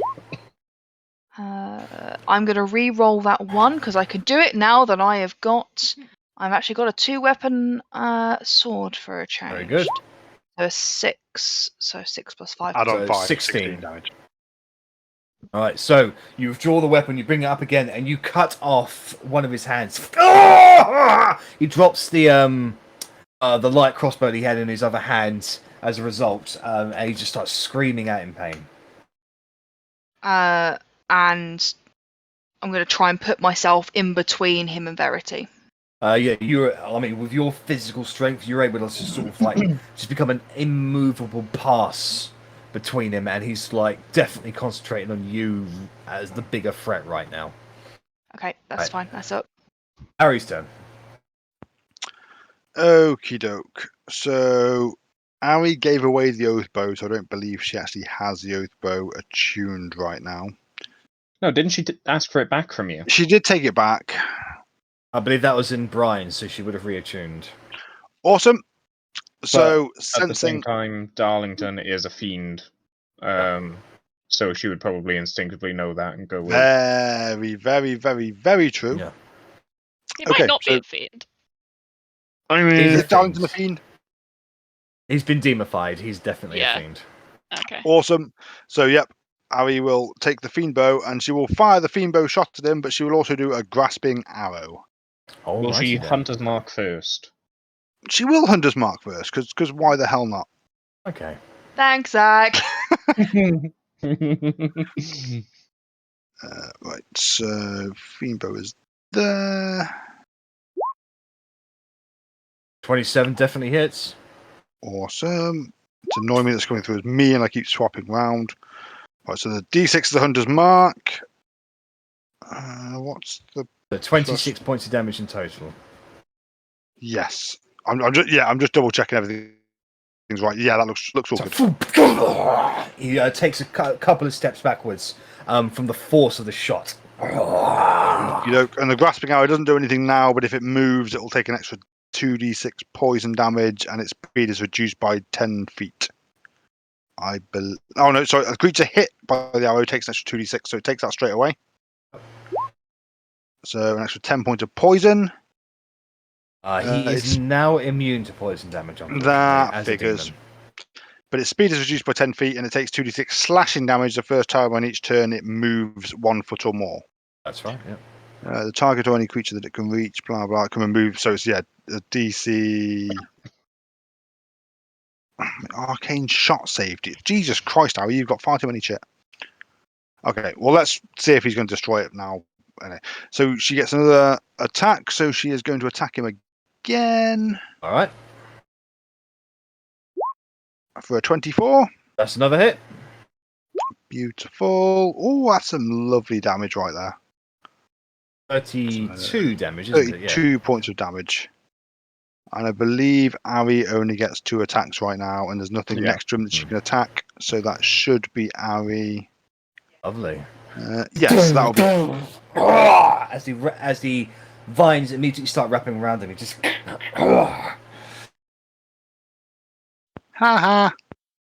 I just need to double check something here. So that's grasping arrow, right? Yes, that's right. I can copy and paste in the chat if needed. No, it's not that. I need to Google something quickly versus.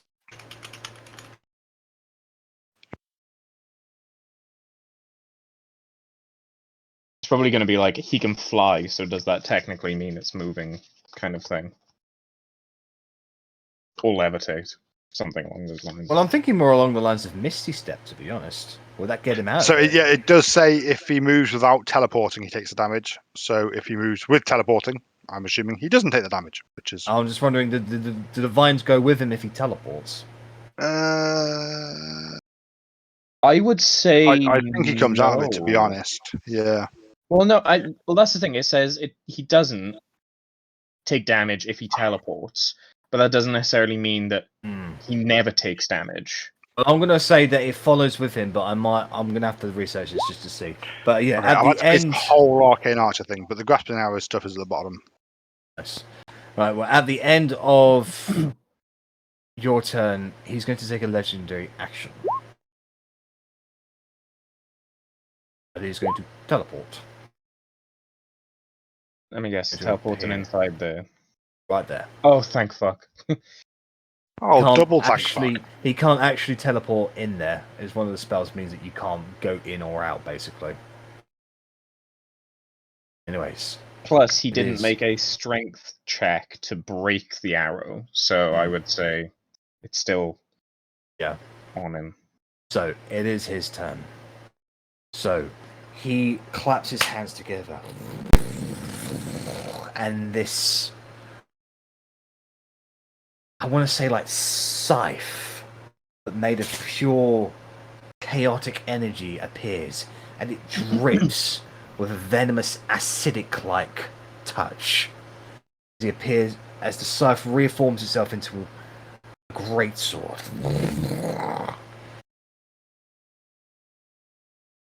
He is going to bring wave of sorrow attacks. He's going to make 2 wave of no. He's going to replace one of his wave of sorrow attacks with the use of spell casting. So the wave of sorrow is coming down onto you, Korgrin. Mm-hmm. Natural 1. Repulse. And I am wielding my hammer of thunderbolts. So I have 4 of you. So Sparky hammer. bonk, Oh, that is definitely a hit. Yeah. bonk, and divine strike because I've not this turn. Nice. Bonk. Nice. That's 29 points of damage. As he blasts it back, you jump upwards and smash him across the face with the hammer. I like to imagine Korgrin sees it coming, sidesteps, and then just wallops him in the chin. Nice. Right. However, he will then use his innate spellcasting abilities. I'm gonna need. Oh, sorry, I didn't do maneuver damage because that was repulsed. Nice. There you go. Oh, sorry, I didn't quite hurt you enough. Yeah. Russ, can you make a wisdom saving throw at advantage, please?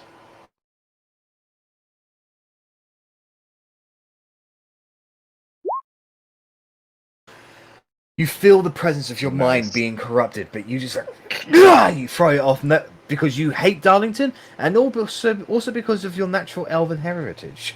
You're able to resist the charm effect on you. That is the end of Darlington's turn, so that brings us to Rennas. Okie doke. So Rennas is going to look at this guy that's come up and attacked him and go, "You're not worth my time." And bonus action disengage. And he's going to move up to there. I And don't know. I like to imagine, what's that? And then you just run away. yes, look behind you. And I run away. And then, so I'm going to run up. And because I'm going to get sneak attack against Darlington, the way I'm going to, imagine this is Korgrin's there in front of him with all his heavy armor and shit. So I'm literally going to run up Korgrin and just dive down with a dagger and just stab this guy in the face. Nice. But effectively, I'm going to stab him in the face with my nice and shiny +3 dagger. Did you get hit, Russ? Oh no, I didn't. I cast shield. I forgot. I'm so stupid. So you don't need to make a con save. Don't worry. Never mind. I thought. Yeah. All right, so make an attack roll, Rennas. Sorry, that is still me, regardless of the fact it says Arri. Yeah, so 21 to hit. There's nothing he can do about that. That hits him. Yeah. Oh my fuck! Look at those fucking ones. That should be criminal. Wow. It's fine. One day you're gonna get all ones, and then another day you're gonna get all sixes. That's another 29 points of damage against him. I mean, 29 is fine. I'm not upset about that, but that is still depressing. It's the fact that he was rolling as this barbarian and rolled 12s on a d12 for So many about times. 3 hours straight, But and yes. now it's annoying. So there we are. So I stabbed Darlington for 29 damage, and I'm just stood there squaring up with him. So as you kind of hang off of him with the dagger embedded in his neck/chest area, and he just goes, "Gah!" He pushes you off, you backflip away, land beside Korgrin. As he takes a few steps backwards, he just goes, "Gah!" You can see the energy that's just coalescing around his body is unstable, and it forms a cocoon around him and it forces him downwards as electrical energy starts blinding off of him, starts creating small little thundercloud that is getting bigger and bigger overhead. So, just to clarify, so Darlington was here, takes that damage, and now this cocoon has enveloped him. This is a pretty instantaneous thing. So so basically he's taking the damage, he's fallen down to his knees, and now this cocoon is enveloping over him. It looks like it's involuntary of him, basically. Yeah, so we can no longer see Darlington, basically, as it happens. No. Okay. It's more like an orb of chaotic power. Okay. But whilst he's like this, he's unable to do anything. So, Speaking of chaotic power. Hi, bitch. So, Verity, you notice that whatever energy is building up with Darlington, if it is released, it could be dangerous. Could change. Like a charging thunderstorm. That could change plans.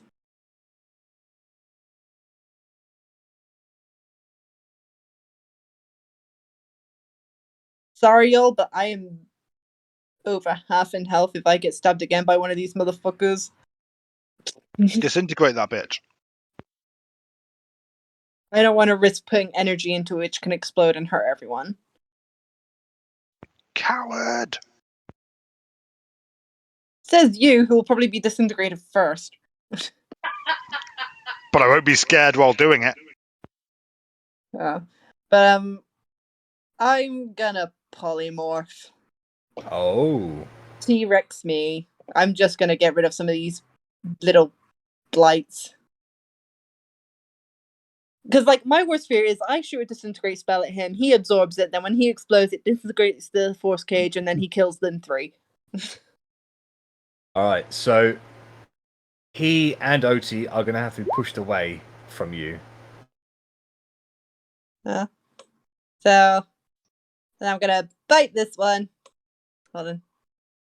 How much HP does a T-Rex have? I got the thing up. It's 136. 136, lovely. I've got all the stats up for it. Thank you very much. I'm just going to give you control of that token so you can utilize it, okay? Cool. So I'm going to bite this one. And Alright, make an attack bite roll. this one. So, bite plus 10 to hit. 17 definitely hits. Roll damage. Oh no, that was for the wild magic surge. Oh, yeah. Then you're good. Yeah, so go make an attack roll then. 28 to hit. 28 definitely hits. And I'll roll for the tail attack now as well. Okay. 16. Who are you going for the tail attack? That guy? Yeah, the tail. I have to attack them differently. Yeah. 16 is definitely a hit, yeah. Okay, so for the bite one, which is this matey, that is gonna be 4d12 plus 7. So, as Verity erupts into this massive T-Rex, she roars out, and the guy's like, "What the fuck?" As you just swallow and bite down, chew, and swallow. Oh, is he dead? Yeah. Okay, I was gonna say because he'll be grappled otherwise. And then the other guy is 3d8 plus 7 for the tail swipe. 26. You whack into him, and he literally goes flying into a nearby rock about 10 feet away. He's knocked prone. Yeah, that really hurt him. Yeah, and I guess I'm gonna try and keep the assassins away, guys. You cocoon. Right, Korgrin. All we you're hear is in Verity is just rah rah rah. I have a really big head and tiny arms. So with this cocoon, does it look like Yeah. it can be broken through? Oh yeah. Okay, then I'll target the cocoon. All right, make an attack roll, please. I would first like to Holy Weapon. Okay. That will be at 6th level because I don't have any 5th left. So, and I smash it with my hammer. A 24. That's a hit on the cocoon. Yes. Krakoom! Oh, sorry, that's to attack again. But I wasted a perfectly good 32. Oh. So there's damage.